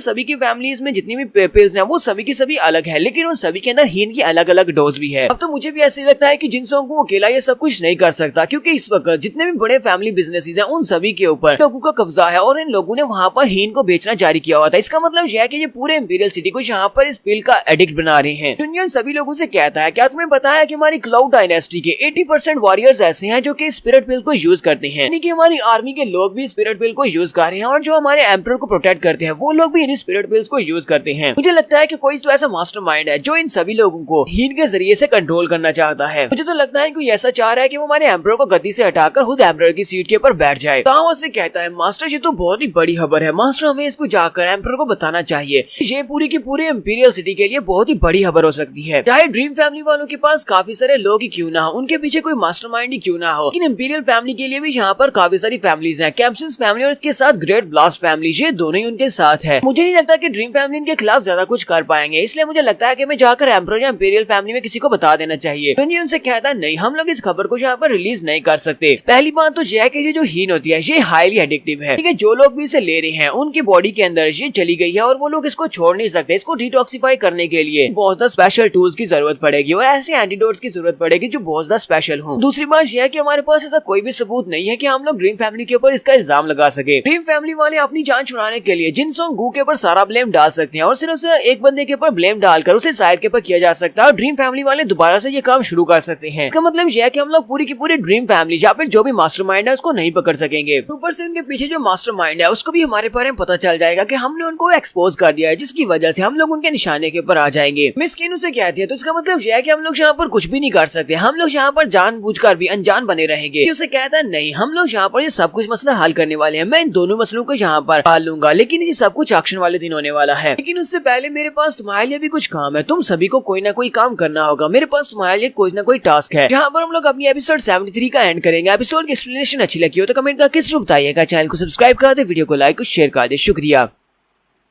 तो गाइस कैसे हैं आप सब लोग। स्वर्ड किंग के एपिसोड 74 के साथ हाजिर हो। तो लास्ट एपिसोड के एंड पे हमने देखा था कि जुनजी अपने लोगों से कहता है कि मेरे पास एक प्लान है, इस बार जो सराहना एक्शन होने वाली है उसमें हम सभी लोग ये सब कुछ काम करेंगे, लेकिन उससे पहले तुम सभी को यहाँ पर कुछ ना कुछ काम करना पड़ेगा। वो लोग उसे कहते हैं हाँ क्यों नहीं बॉस, हम लोग जरूर ये काम करेंगे। फिर साथ ही जावा से कहता है लेकिन बॉस हम लोग यहाँ पर अगर 5 फैमिलीज के बिजनेस को मर्ज करने वाले हैं, फिर यहाँ पर हमारे बिजनेस का नाम तो होना चाहिए। हम लोग अपने फैमिली बिजनेस को क्या नाम देंगे। जुनजी से कहता है तुम्हारे बिजनेस का नाम क्लाउड बिजनेस होगा। इस ऑक्शन में हम लोग अपने क्लाउड बिजनेस को इंपीरियल सिटी का सबसे फेमस बिजनेस बना देंगे, क्योंकि पूरे के पूरे इंपीरियल सिटी में हमारा बिजनेस सभी को टेक ओवर कर लेगा। नेक्स्ट सीन हमें ऑक्शन वाले दिन का दिखाया जाता है। तो बताया जाता है कि हर साल यहाँ पर एक ऑक्शन होती है, जहाँ पर 5 बड़ी फैमिलीज जो है, जो 4-5 बड़े फैमिली बिजनेस हैं, सभी लोग यहाँ पर अपनी चीजों को लाकर ऑक्शन करते हैं। मेनली इस चीज का मकसद ये होता है कि बड़े बड़े जो फैमिली बिजनेसेस होते हैं वो अपनी चीजों को प्रमोट कर सके। अगर आप यहाँ पर लो कीमत के ऊपर चीजों को बेचेंगे तो इससे आपके बिजनेस की प्रमोशन हो जाएगी। इसलिए काफी सारे बिजनेस के लोग जो होते हैं इस ऑक्शन में 50% डिस्काउंट के साथ अपनी चीजों को बेचते हैं। मिस किन जुनजी से कहती है जो भी तुमने हमें कहा था वो सारा काम हमने कंप्लीट कर दिया है और मैंने जहाँ पर जाहा से ये भी कहा है कि वो पूरे के पूरे बिजनेस के ऊपर नजर रखे, क्योंकि वो हमारे बिजनेस का मैनेजर बनने वाला है। तो लॉरेन भी इन लोगों के साथ ही आई होती है। वो यहाँ पर ये सारा कुछ देखकर बहुत ज्यादा खुश हो रही होती है। वो भागती हुई आगे चली जाती है और कहती है आज तो यहाँ पर बहुत सारा रश लगा हुआ है, बहुत सारी खूबसूरत चीजें यहाँ पर है। अब हमारा जुनजी उसे कहता है लड़की यहाँ से दूर मत जाना, हमारे करीब ही रहना। मिस किन उसकी बात सुनने के बाद से कहती है जुनजी तुम तो एक पेरेंट की तरह बनते जा रहे हो, तुम ऐसा लगता है जैसे उसके पापा हो। जुनजी उसे कहता है जबकि तुम और भी ज्यादा एक मास्टर की तरह बनती जा रही हो। लॉरेन जो भागती हुई आगे चली जाती है, वहाँ पर भीड़ लगी होती है क्योंकि कोई वहाँ पर स्नो लोटस को बेच रहा होता है। वो उसे कहती है जुनजी यहाँ पर आओ, यहाँ पर कोई स्नो लोटस को बेच रहा है। जुनजी भी इसके साथ वहाँ पर चला आता है। यहाँ पर लू फैमिली के लोग अपनी चीजों को डिस्काउंट के ऊपर बेच रहे होते हैं। तो उनका जो अनाउंसर होता है वो उन सभी लोगों से कहता है लोग यहाँ पर अपनी शॉप की ओपनिंग पर, क्योंकि हम सभी लोग यहाँ पर इस ऑक्शन में हिस्सा लेने के लिए आए हैं, तो हमारी लू फैमिली आपको यहाँ पर स्नो लोटस फ्लावर बेचने वाली है, वो भी 50% डिस्काउंट के साथ। तुम लोगों को ये वाला चांस दोबारा कभी भी नहीं मिलने वाला, इसलिए प्लीज जल्दी से हमारे स्नो लोटस फ्लावर को खरीद लो। सभी देखने वाले पहुंचना हैरान हो जाते हैं और कहते हैं ये तो एक लेवल 5 का स्पेशल मटेरियल है और बेसिकली ये हमारे लिए एक बहुत ज्यादा पावरफुल वेपन हो सकता है, क्योंकि ये एक होली लेवल के स्केल के बराबर है और ये लोग यहाँ पर इसे सिर्फ 4000 स्पिरिट स्टोन में बेच रहे हैं, यानी कि आधी कीमत के ऊपर बेच रहे हैं। सभी लोग कह रहे होते काश हमारे पास पैसे होते तो हम लोग इस स्नो लोटस फ्लावर को इतने सस्ते में खरीद लेते, क्योंकि इतना सस्ता स्नो लोटस फ्लावर हमें कभी भी नहीं मिलेगा। एक बार एक खट्टा खट्टा बंदा आगे बढ़ता और कहता है तुम सभी लोग पीछे रहो, मैं इसको खरीदने वाला हूँ, मेरे पास 4000 स्टोन है। वो उनसे कहता है प्लीज जल्दी से इसे मेरे पास भेज दो, ये मैं खरीदूंगा।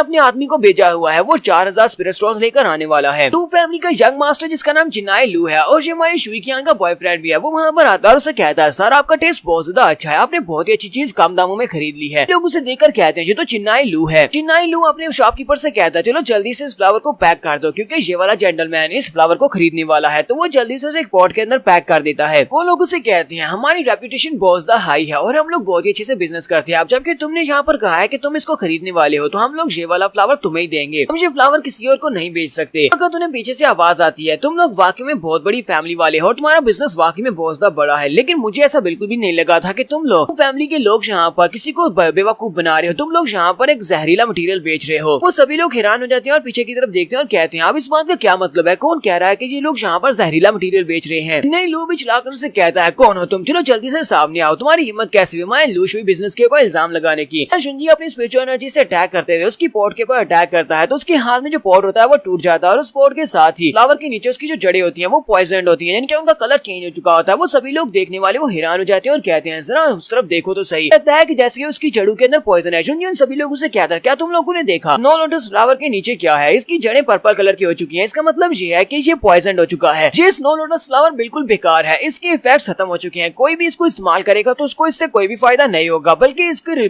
पॉइजन के रिलीज करने की वजह से अभी इसको इस्तेमाल करेगा वो कुछ ही दिनों में मर जाएगा। लूशवी बिजनेस वाले तो वाकई में बहुत ज्यादा कमीने हैं। मैंने सुना था कि बिजनेसमैन अपनी चीज को बेचने के लिए कुछ भी करते हैं, लेकिन ये लोग तो यहाँ पर कस्टमर्स को बेवकूफ बना रहे हैं, कस्टमर्स की जान की बिल्कुल भी फिक्र नहीं है। ये कम रेट करके यहाँ पर स्नो लोटस फ्लावर को बेच रहे हैं, पता है कि इस चीज को कोई भी खरीद लेगा, लेकिन खरीदने वाले को क्या पता कि वो इसको इस्तेमाल करने के बाद मर जाएगा। सभी देखने वाले बहुत ज्यादा घबरा जाते हैं और कहते हैं यहाँ पर हो क्या रहा है, कि वो लोग वाकई में यहाँ पर कस्टमर्स को मारना चाहते हैं। तो सभी लोग बातें करना शुरू कर देते हैं और कहते हैं हम लोग भी यहाँ पर यही सोच रहे थे कि ये लोग एक 5th लेवल के मटेरियल को यहाँ पर इतनी आसानी से 50% डिस्काउंट के ऊपर कैसे बेच सकते हैं, इसका मतलब यह है कि ये वाकई में पॉइजन है, ये लोग हमें मरवाना चाहते हैं। ये सभी बिजनेस वाले इनको सिर्फ और सिर्फ फायदा चाहिए, ये अपनी चीज को बेचना चाहते हैं चाहे अगले वाले की जान ही क्यों ना चली जाए। तो सभी लोग गुस्से के साथ वहाँ से पीछे की तरफ मुड़ जाते हैं, जबकि हमारा चिन्नाई लोन से कह रहा था प्लीज रुक जाओ, तुम लोग ऐसे नहीं जा सकते, तुम लोग यहाँ पर किसी की भी नॉनसेंस को नहीं सुन सकते, ये तो सिर्फ और सिर्फ यहाँ पर बकवास कर रहा है। हमारे पास स्टोर में और भी बहुत सारी चीजें, हम लोग उन सभी को भी 50% डिस्काउंट में बेचने वाले हैं। ठीक है मैं तुम्हें 70% डिस्काउंट में बेचूंगा, नहीं 90% डिस्काउंट में बेचूंगा, लेकिन कोई भी उसकी बात को नहीं सुनता और वो सभी लोग वहाँ से चले जाते हैं। चिन्नाई लू वहीं पर नीचे बैठ जाता है और कहता है ये क्या हमारा बिजनेस तो ठप हो गया, हम लोग यहाँ पर 90% डिस्काउंट में चीजें बेच रहे हैं लेकिन फिर भी उनको कोई खरीद नहीं रहा। बेचारा वहीं पर बैठा रो रहा होता है कि जबकि उसी वक्त लॉरेन उसके पास आती है और उसे कहती है कि वो वाला लोटस फ्लावर बहुत ज्यादा पसंद है, क्या तुम वो लोटस फ्लावर मुझे दे सकते हो अंकल। तो चिन्नाई लू फिर से उठकर खड़ा हो जाता है और कहता है छोटी लड़की मुझे यहाँ पर अंकल क्यों कह रही हो, अभी तुम्हें बहुत ज्यादा यंग हूँ, मुझे प्लीज ब्रदर कहो। हाँ क्यों नहीं, मैं वो लोटस फ्लावर तुम्हें दे सकता हूँ, चलो ठीक है तुम रख लो, तुम फ्री में ले लो, वैसे भी मुझे ये स्पिरिट फ्लावर नहीं चाहिए, चलो ठीक है तुम ले लो। हमारी लॉरेन उसके पास है वो स्पिरिट फ्लावर लेती है और उसे कहती है अंकल तुम्हारा बहुत बहुत शुक्रिया अंकल, गुड बाय। और उस फ्लावर को लेने के बाद वो जल्दी से भागती हुई चली जाती है। चिन्नाई लू अंदर से बहुत ज्यादा खुश हो रहा था और कहता है मैंने स्पिरिट फ्लावर को यहाँ पर बेच ही दिया, चाहे मुझे इससे कोई भी फायदा नहीं हुआ, लेकिन इस गाँव वाली लड़की का क्या होगा, ये जाकर अपने फ्लावर को हमें जाकर सभी के सामने रखेगी और सभी की सभी फैमिली के मेंबर सभी मारे जाएंगे। मुझे भी ये बात अच्छी तरह से पता है कि ये फ्लावर बिल्कुल बेकार हो चुका है और इसके अंदर से टॉक्सिन्स रिलीज हो रहे हैं, जाओ जाकर अपनी फैमिली के सभी मेंबर्स को इस फ्लावर के साथ मार डालो। लॉरेन इस फ्लावर को लेकर सीधे जुंजी के पास चली जाती है और उसे कहती है जुंजी तुमने कहा था कि इस फ्लावर को अभी भी इस्तेमाल किया जा सकता है, हालांकि ये प्रेजेंट हो चुका है, तब भी जुंजी उसे कहता हाँ मैंने तुमसे झूठ नहीं बोला था, इसको यूज किया जा सकता है। तो चिन्नाई लू भी उसी तरफ ही देख रहा होता है, सोच रहा होता है ये यहाँ पर क्या कर रहा है। हमारा जुंजी उसके पास स्नो लोटस फ्लावर को पकड़ता है और उसे कहता है हम लोग इसके पॉइजनस पार्ट को इससे अलग कर सकते हैं। वो उसके नीचे की जड़ों को तोड़ देता है, कहता है बस इसके नीचे की जड़ को तोड़ना होगा और उसके बाद हम लोग इस फ्लावर को उसी तरह यूज कर सकते हैं जिस तरह ये यूज होता है और ये बिल्कुल वैसे इफेक्टिव रहेगा। देखने के बाद तो चिन्नाई लू बहुत ज्यादा हैरान होता है और कहता है ये क्या बकवास है, इसका मतलब ये है कि हम लोग इस फ्लावर को अभी भी यूज कर सकते थे, मेरा तो बहुत ज्यादा नुकसान हो गया। तो चिन्नाई लू इस बात से बहुत ज्यादा गुस्सा आ जाता है और कहता है तुमने यहाँ पर मुझे धोखा दिया है। वो चिल्लाकर अपने लोगों से कहता है कोई आगे बढ़ो, जाकर इस लड़के को पकड़ो, वो इस लड़के को मेरे लिए मार डालेगा, मैं इसको ये कलरफुल स्नो लोटस दे दूंगा, ये लोटस फ्लावर उसका हो जाएगा। तो वो सभी लोग भागते हुए आगे बढ़ते हैं, हमारे जुंजी के चारों तरफ से घेर लेते हैं। जबकि यहीं पर हमारी शुइकियान की नौकरानी को भी दिखाते हैं जो कि लू फैमिली के साथ ही रहती है। वो ऊपर से बैल्कनी से देख रही होती है, वो भागती भी जाती है और कहती है मिस शुई प्लीज जल्दी से उठ जाए, हमारा जुंजी जिंदा है, वो बाहर खड़ा है। कियान जो कि टेबल के ऊपर सर रखकर रो रही होती है और जुंजी को याद कर रही होती है। वो इसकी बात सुनने के बाद बहुत ज्यादा हैरान होती है और कहती है तुमने अभी क्या कहा कि जुंजी जिंदा है। तो चिन्नाई लू उन लोगों से कहता है तुम सभी लोग यहाँ पर अगर इस लड़के को पकड़ लेते हो, अगर इस लड़के को मार देते हो तो तुम सभी लोगों को यहाँ पर ना सिर्फ कलरफुल स्नो लोटस फ्लावर मिलेगा, तुम हमारे पास से बहुत सारे एलिक्सर्स भी ले सकते हो। वो सारे के सारे एलिक्सर्स बिल्कुल फ्री मिलेंगे। वो सभी लोग जो कि हमारे जुंजी के इर्द गिर्द खड़े होते हैं वो सभी लोग उसे कहते हैं हमें इस बात से फर्क नहीं पड़ता कि तुम कैम्सिस फैमिली के कोर डिसाइपल हो, हमें तो सिर्फ वो स्नो फ्लावर फ्लोटस चाहिए और साथ ही हमें फैमिली के एलिक्सर्स भी चाहिए। ये सभी लोग हमारे जुंजी को मारने के लिए बिल्कुल रेडी होते हैं। जबकि लोरेन बेचारी काफी ज्यादा घबरा जाती है और कहती है अब हम लोग क्या करेंगे, हम लोग तो मुश्किल में पड़ गए हैं। जुंजी उसे कहता है बस मुझे 1 मिनट दो और उसके बाद देखना ये सभी लोग ग्राउंड के ऊपर पड़े होंगे, उसके बाद मैं तुम्हें आइसक्रीम भी खरीद कर दूंगा। और वो अपनी तलवार निकालता है तो सभी लोग उसे कहते हैं तुम्हारे आखिरी वक्त आ चुका है, तुम तो कुछ ज्यादा ही एरोगेंट हो, तुम्हें क्या लगता है कि तुम हम सभी को इतनी आसानी से मारकर जाकर आइसक्रीम खा सकती हो। सभी लोग उसके ऊपर अटैक करने के लिए जब आगे बढ़ते हैं तो हमारा जुंजी कहता है तुम सभी ने अब मुझे काफी ज्यादा गुस्सा दिला दिया, अब तुम्हारी बारी है। मुझे यहाँ पर अपने क्योटिक स्वर्ड फार्मूला को ट्राई करना था। तो वो अपनी तलवार को घुमाता है और वहाँ पर अपने फर्स्ट मूव को यूज करता है जिसका नाम dragon roaring in the wind होता है। हम अपने स्पेशल मूव को यूज करता है तो वो सभी लोग जो कि इसके इर्द गिर्द खड़े होते हैं वो सभी लोग मछलियों की तरह उड़ना शुरू कर देते हैं, यानी कि वो सभी लोग पीछे की तरफ गिर जाते हैं और एक ही मूव के साथ हमारा जुंजी सभी को हरा देता है। नहीं लोग इस बात से बहुत ज्यादा हैरान होता है और कहता है ऐसा कैसे हो सकता है, ये लड़का तो स्पिरिट गैदरिंग राम के 9th लेवल पर है, फिर ये इतना स्ट्रॉन्ग कैसे हो सकता है। हमारा जुंजी सभी लोगों से कहता है ये अभी खत्म नहीं हुआ, अभी तो मेरा मूव बाकी है।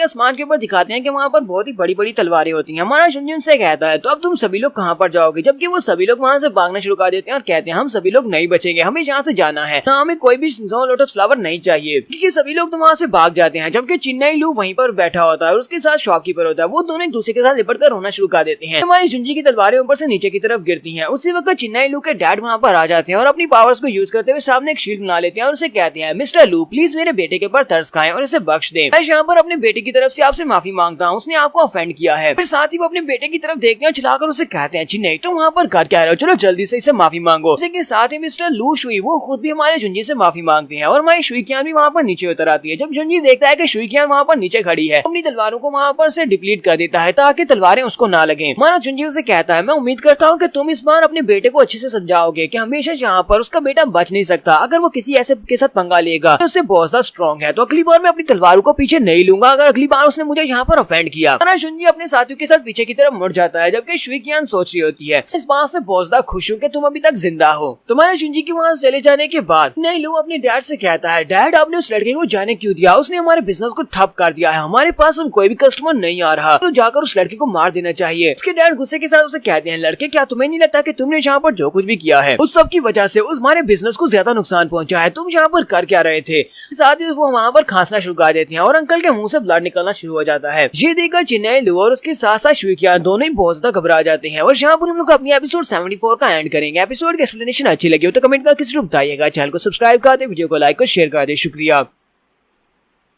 तो गाइस कैसे हैं आप सब लोग, स्वर्ड किंग की एपिसोड 75 के साथ हाजिर हूँ। तो लास्ट एपिसोड के एंड पे हमने देखा था नहीं लू अपने डैड से कहता है डैड हमने उस लड़के को जाने क्यों दिया, हम लोग उस लड़के को अच्छा सबक सिखा सकते थे, उसने हमारा बिजनेस ठप करवा दिया। तो उसके डैड उसे कहते हैं लड़के क्या तुम्हें अभी तक इस बात की समझ नहीं आ रही, तुमने यहाँ पर जो मुश्किल काज कर दी है। साथ ही वो खांसना शुरू कर देते हैं, उनके मुंह से ब्लड निकलता है। मिस्टर लू कहते हैं लगता है कि मेरी पुरानी बीमारी यहाँ पर फिर से अरूज पर आ चुकी है, अब इसी वजह से मेरे मुंह से फिर से ब्लड निकल रहा है। वो शुइकियान से कहते हैं बेटा शुइकियान जाओ अंदर से जाकर मेरी पिल्स लेकर आओ। शुइकियान उनसे कहती है ठीक है अंकल मैं अभी जाती हूँ, जाकर अपनी पिल्स लेकर आती हूँ। जबकि उसके जाने के बाद अंकल लू शुई कहते हैं मुझे तो इस बारे में जरा भी अंदाजा नहीं था कि उस लड़के की कल्टीवेशन लो होने के बाद भी उसकी तलवारबाजी इतनी ज्यादा पावरफुल हो सकती है कि तलवारों को वहाँ पर ब्लॉक करने के चक्कर में देखो मेरी क्या हालत हो गई है। शुइकियान उनके लिए पिल्स वाली बॉटल लेकर आती है तो वो उसमें से एक पिल को निकालते हैं और उस पिल को खा जाते हैं और कहते हैं इस पिल को यूज करने से पिल्स वाकई में बहुत ज्यादा अच्छी है, इन पिल्स को खाने से हमारी इम्प्रूवमेंट काफी ज्यादा अच्छे से हो रही है। साथ ही वो उसे कहते हैं बेटा मुझे यहाँ पर ब्लेम मत करना, मुझे यहाँ पर ये सब कुछ करना पड़ा क्योंकि सिचुएशन ही ऐसी थी, मुझे पता है कि मैंने तुम्हारे पास कुछ ज्यादा ही गुस्सा किया है। जहाँ तक मुझे पता है मेरी इन्फॉर्मेशन के मुताबिक यही लड़का क्लाउड चू यानी जुंजी ये किन फैमिली के बिजनेस में घुस गया था, जो उनके मेंशन में गया और उसके वहाँ पर जाने के बाद मास्टर किन की मौत होगी। मास्टर किन की मौत होने के बाद उसकी बेटी इसके साथ है और उसके बाद से किन फैमिली की जितनी भी शॉप्स हैं उन सभी के पास जितने भी लोग थे वो सभी लोग मारे जा रहे हैं। चाहता कि यहाँ पर तुम भी इस लड़के के हाथों से मारे जाओ। लूशुई अपने बेटे से कहते हैं मुझे उस टियान फैंग किन के बारे में ज्यादा कुछ तो नहीं पता, लेकिन मुझे ऐसा लगता है कि हमारे जुंजी को इस बारे में कुछ पता चल चुका है। चिन्नाई लू अपने अपने डैड से कहता है, डैड तो इस बात का मतलब ये तो नहीं है कि उसे हीन के बारे में पता चल गया है। तो उसके डैड से कहते हैं, यहाँ पर आराम से बात करो, यहाँ पर दीवारों के भी कान होते हैं, अगर किसी ने सुन लिया तो फिर हमारे लिए बहुत ज्यादा मुश्किल हो जाएगी। हमें इस लड़के की बैकग्राउंड के बारे में कुछ भी नहीं पता, उसके पास जो स्ट्रेंथ है वो वाकई में बहुत ज्यादा है और फ्यूचर में ये बहुत ज्यादा स्ट्रॉन्ग बन सकता है। अगर हमने इस लड़के से जल्दी नहीं निपटा, इस लड़के को जल्दी नहीं मारा तो हमारे लिए बहुत ज्यादा मुश्किल हो जाएगा। फिर नई लू अपने डैड से कहता है, तो डैड फिर बताया कि हमें आगे क्या करना चाहिए। डैड से कहते हैं, मैं चाहता हूँ कि अपने कुछ लोगों को भेजो, तो फैमिली और जाओ फैमिली के लड़कों को यहाँ पर बुला कर लाओ, हमें उनके साथ बात करनी होगी, हमें उनके साथ मीटिंग करना होगी। साथ ही अपने मास्टर जिनसंग गो को भी बुलाना, उन सभी लोगों को एक ही जगह के ऊपर बुलाओ और वहाँ पर बैठकर सभी लोगों से इस बारे में बात करते हैं। मैं चाहता हूँ कि इस ऑक्शन के बाद शुनजी बहुत ही बुरी मौत मरे, इस वजह से हम लोगों को यहाँ पर एक प्लान बनाना होगा। तो शुई क्यान भी वहाँ पर दीवार के पीछे खड़ी है, सारी बातें सुन रही होती है। एक सीन हमें ऑक्शन हॉल का दिखाया जाता है। ऑक्शन हॉल के अंदर रिसेप्शन के ऊपर एक लड़की होती है और साथ में एक रिसेप्शन वाला बंदा होता है जो कि चीजों को ऑक्शन कर रहा होता है। वो उन सभी लोगों से कहता है, तुम लोगों ने यहाँ पर इस ब्लैक विद स्पीयर को देखा है, हम लोग इसे 6500 स्पिरिट स्टोन में बेचने वाले हैं। इसे मास्टर काइजर स्नो ने बनाया और एक बहुत ही परफेक्ट वेपन है। तो यहाँ पर कौन इसके लिए बिडिंग करेगा। यहीं पर ऊपर वाले हाल का सीन भी दिखाते हैं जहाँ पर हुडी जाओ बैठा होता है। एक बंदा उसके पास उसका लॉलीपॉप बनाकर लाता है और उससे कहता है, सर आपका लॉलीपॉप बिल्कुल रेडी है। तो अपने लॉलीपॉप को पकड़ता है और कहता है, हमारा बहुत बहुत शुक्रिया। साथ ही वो ऑक्शन को भी देख रहा था और कहता है, जरा उस बंदे की तरफ देखो तो सही जिसने उस ब्लैक विद स्पीयर को खरीदा है। उसे लगता है कि ये एक बहुत ही परफेक्ट वेपन है, बेचारा उसने तो यहाँ पर एक वेपन को खरीद कर खुश हो रहा है। जबकि उसके साथ सू फैमिली का यंग मास्टर भी होता है। तो यंग मास्टर से कहता है, बस भी करो, तुम वहाँ पर ब्लैक विद स्पीयर के बारे में ये वाली बातें कह रहे हो, जबकि तुम्हारे पास जो ड्रम्स है वो तो बहुत ज्यादा बेकार है। होली साहब गुस्से के हिसाब से कहता है, तुम्हें कोई प्रॉब्लम है, मेरे पास जो ड्रम्स है वो किंग वेपन है। सू फैमिली का यंग मास्टर से कहता है, बकवास बंद करो, किंग वेपन्स बहुत ज्यादा पावरफुल और स्पेशल वेपन्स होते हैं। हमारी पूरे के पूरी क्लाउड डायनेस्टी में सिर्फ और सिर्फ 2 ही किंग वेपन्स हैं। इस वक्त वो दोनों स्पेशल वेपन्स जो हैं उनमें से एक ड्रीम फैमिली वालों के पास है, जबकि दूसरा कैम्सिस फैमिली वालों के पास है।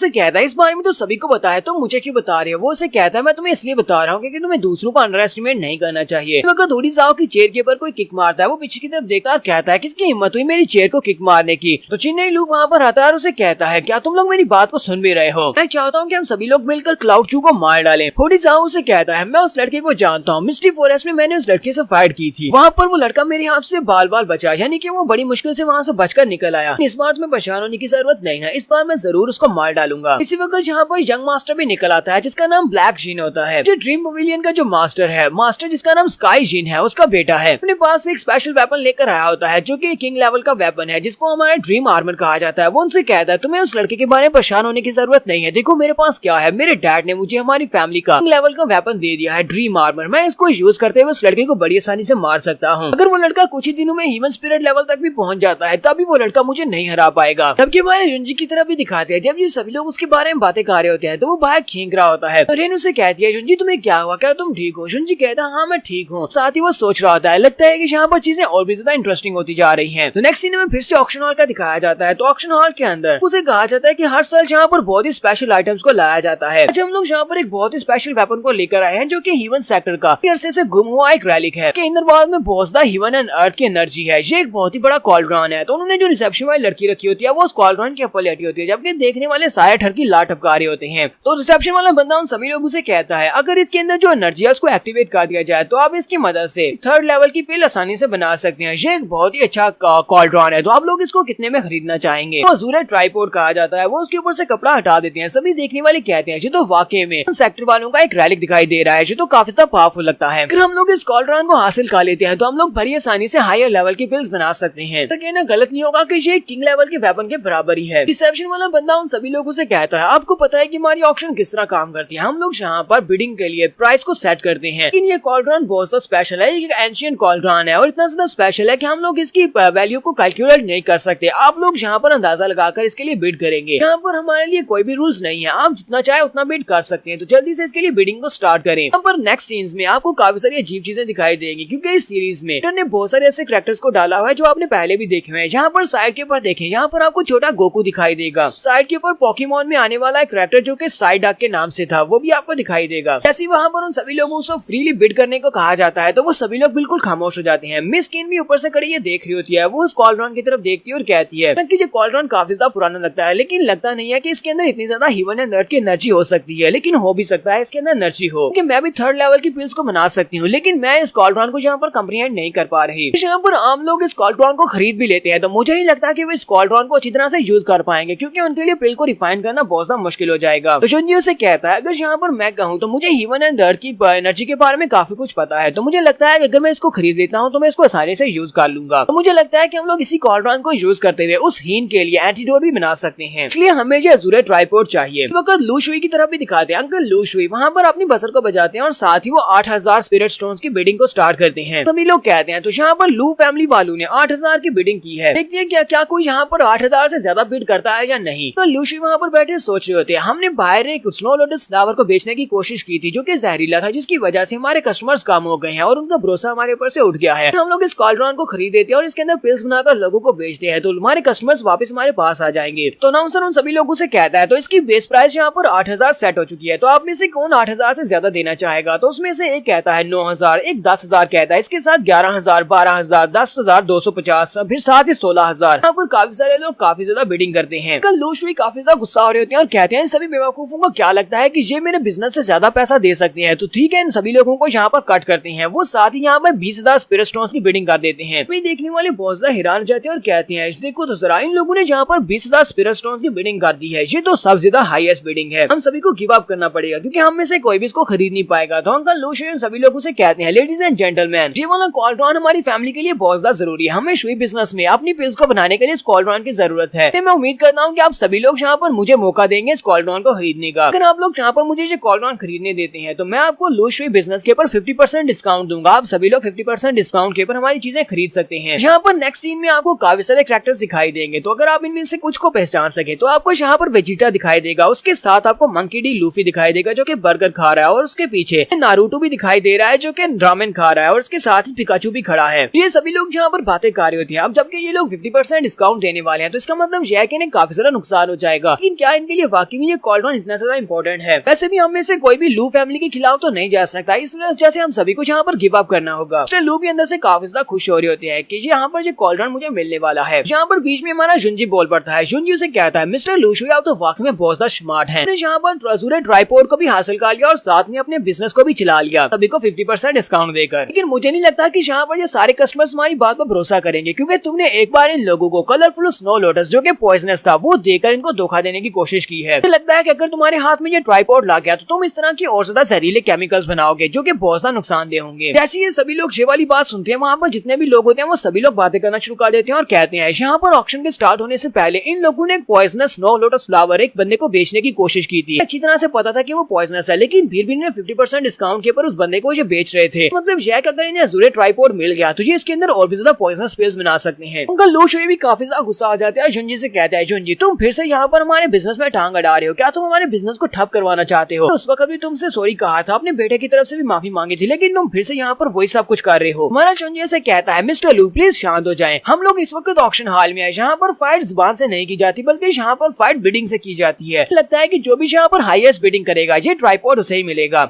जुंजी यहाँ पर बिडिंग को रेस करना स्टार्ट करता है। वो 25000 कहता है, जबकि अंकल लू बहुत ज्यादा गुस्सा हो जाते हैं। कैप्शन वाला बंदा भी यहाँ पर दूसरी पार्टी को गुस्सा दिलाने के लिए जानबूझकर कहता है। तो क्लाउड फैमिली जो कि उन्होंने नया बिजनेस स्टैब्लिश किया है क्लाउड बिजनेस के नाम से, यहाँ पर पीछे से आए हैं, लेकिन वो 25000 देने को तैयार है। इसका मतलब ये है कि क्लाउड बिजनेस काफी ज्यादा पावरफुल है और उनके पास बहुत सारा पैसा है। देखते हैं लू बिजनेस वाले क्या करते हैं, क्या वो 25000 से ज्यादा देने को तैयार है। लू शुई भी यहाँ पर सोच रहे थे अब मैं क्या करूँ, ये लड़का कुछ ज्यादा ही एरोगेंट है। इसकी एरोगेंस को तोड़ने के लिए हमें यहाँ पर इससे ज्यादा बिड करना होगा और ये वाला ट्राइपॉड हासिल करना होगा। यहाँ पर हम लोग अपनी एपिसोड 75 का एंड करेंगे। एपिसोड की एक्सप्लेनेशन अच्छी लगी हो तो कमेंट करके जरूर बताइएगा। चैनल को सब्सक्राइब कर दें, वीडियो को लाइक और शेयर कर दें। शुक्रिया। तो गाइस कैसे हैं आप सब लोग? स्वर्ड किंग की एपिसोड 76 के साथ हाजिर हो। तो लास्ट एपिसोड के एंड पे हमने देखा था ऑक्शन हॉल में ऑक्शन जारी होती है। रिसेप्शन वाला बंदा कहता है तो यहाँ पर क्लाउड बिजनेस वालों ने ट्राइपॉड के लिए 25000 की कीमत को सेट किया है। तो देखते हैं कि लू फैमिली वाले क्या करते हैं, क्या वो इससे ज्यादा कीमत देने को तैयार हैं। मिस्टर लू वहाँ पर सोच रहे होते हैं मुझे यहाँ पर इस कॉल्ड्रॉन को खरीदना पड़ेगा, इसे हराना पड़ेगा, लेकिन मेरे पास इतने पैसे भी नहीं है। तो इसी वक्त उनका बेटा चिन्नाई लू उनके पास आता और कहता है डैड आपको परेशान होने की जरूरत नहीं है, मेरे पास हेल्प है, मैं अपने दोस्तों को लेकर आया हूँ। ड्रीम फैमिली का यंग मास्टर से कहता है मिस्टर लू आपको बिल्कुल परेशान होने की जरूरत नहीं है, मेरे फादर को आपकी सारी सिचुएशन के बारे में अच्छी तरह से पता है और आपको पता है कि मेरे फादर क्या है, ड्रीम फैमिली के मास्टर हैं। आपने हमारी ड्रीम फैमिली के लिए जो कुछ भी किया है उसकी वजह से मेरे फादर यहाँ पर आपको बहुत ही कम रेट के ऊपर, बहुत ही कम इंटरेस्ट रेट के ऊपर कर्जा देने को तैयार है। आप लोग इस ट्राइपॉड के लिए यहाँ पर बिड कर सकती हैं। तो चिन्नई लोग अपने डैड से कहता है, डैड अब आपको यहाँ पर हेजिटेट करने की जरूरत नहीं है, चलो जल्दी से यहाँ पर बिडिंग स्टार्ट करो। अंकल लू भी बहुत ज्यादा खुश हो जाते हैं और कहते हैं, यंग मास्टर आपका बहुत बहुत शुक्रिया, आप देखो कैसे मैं यहाँ पर इस वाले ट्राइपॉड को हासिल करता हूँ। और साथ ही वो अंदर से सोच रहे होते हैं, तो क्लाउड चू अब देखो मैं तुम्हारा क्या करता हूँ, अब जबकि तुम यहाँ पर मेरे साथ बिडिंग को रेस करना चाहते हो तो देखते हैं कि तुम कहाँ तक बिडिंग को रेस कर पाते हो। अंकल लू वहाँ पर बिडिंग को बढ़ाते हैं, वो 30,000 का रेट लगा देते हैं। तो सभी लोग कहते हैं, तो यहाँ पर 30,000 का रेट हो चुका है। जुंजी आगे से 35,000 कहता है, उसके साथ ही ये रेट 40,000 फिर 50,000 इस तरह करते करते ये रेट काफी ज्यादा आगे बढ़ जाता है। सभी देखने वाले कहते हैं, लगता है कि दोनों पार्टी इस ट्राइपॉड को हासिल करना चाहती हैं। लोग तो यहाँ पर रेट को बढ़ाते जा रहे हैं, एक तरफ से 10,000 बढ़ता है, दूसरी तरफ से 20,000 बढ़ जाता है, तक ये रेट 60% तक पहुंच चुका है। मिस्टर लू यहाँ पर 70,000 कहते हैं और साथ ही कहते हैं, ये ट्राइपॉड इतना भी महंगा नहीं है। यहाँ पर 70,000 स्पिरिट स्टोन्स की बात हो रही है, मुझे लगता है कि ये इससे ज्यादा आगे कंटिन्यू नहीं करेगा। हमारा जुंजी डायरेक्टली 1 लाख कह देता है। रिसेप्शन वाला फिर से यहाँ पर कहता है, तो क्लाउड बिजनेस वालों ने यहाँ पर 1 लाख की बिडिंग की है, तो देखते हैं कि लू फैमिली वाले इस बिडिंग को आगे बढ़ाते हैं या नहीं। बाकी के सभी लोग बातें कर रहे होते हैं, वो लोग कहते हैं, लगता है कि ये लोग यहाँ पर आपस में एक दूसरे से फाइट कर रहे हैं, ये लोग एक दूसरे को एटीट्यूड दिखाने के लिए सब कुछ कर रहे हैं, जबकि इन्हें भी अच्छी तरह से पता है कि ये ट्राइपॉड इतना ज्यादा महंगा नहीं हो सकता। लू फैमिली और इसके साथ जितने साथी होते हैं वो सभी लोग काफी ज्यादा हैरान परेशान होते हैं कि क्या वाकई में इस ट्राइपॉड के लिए 1 लाख की कीमत देना ठीक रहेगा। जुंजी वहाँ पर बड़े आराम से बैठा था, एरोगेंटली हंसते हुए उन लोगों से कहता है, मिस्टर लू आपको यहाँ पर सोचना चाहिए कि आप वाकई में इससे ज्यादा बिड कर सकते हैं या नहीं। ऐसा ना हो कि आप अपनी सारी की सारी प्रॉपर्टी को बेचकर उसके बाद जाकर इस ट्राइपॉड को खरीदे। मुझे तो ऐसे ही लगता है कि आपको अपनी सारी दुकानें भी बेचना पड़ जाएंगी। पर जुंजी भी यहाँ पर उसको गुस्सा दिलाता है। जैसे वो उसको गुस्सा दिलाता है तो मिस्टर लू को गुस्सा आ जाता है। वो उसे कहते हैं, तुम्हें क्या लगता है कि मैं यहाँ पर इतनी कीमत अदा नहीं कर सकता? तुम मेरे सामने अभी कच्चे बच्चे हो, क्या लगता है कि तुम यहाँ पर इतनी कीमत दोगे तो मैं इससे ज्यादा बिड नहीं कर पाऊंगा। वो कहते हैं, ठीक है मैं यहाँ पर 2 लाख की बिडिंग करता हूँ। साथ ही वो जोर जोर से हंसना शुरू कर देते हैं और कहते हैं, चलो देखते हैं कि अब तुम क्या मुझसे इससे ज्यादा बिड कर पाते हो या नहीं। मुझे तो नहीं लगता कि तुम यहाँ पर अपनी सारी प्रॉपर्टी को बेचकर 2 लाख स्पिरिट स्टोन्स के साथ इस कॉर्डरॉन को खरीद पाओगे।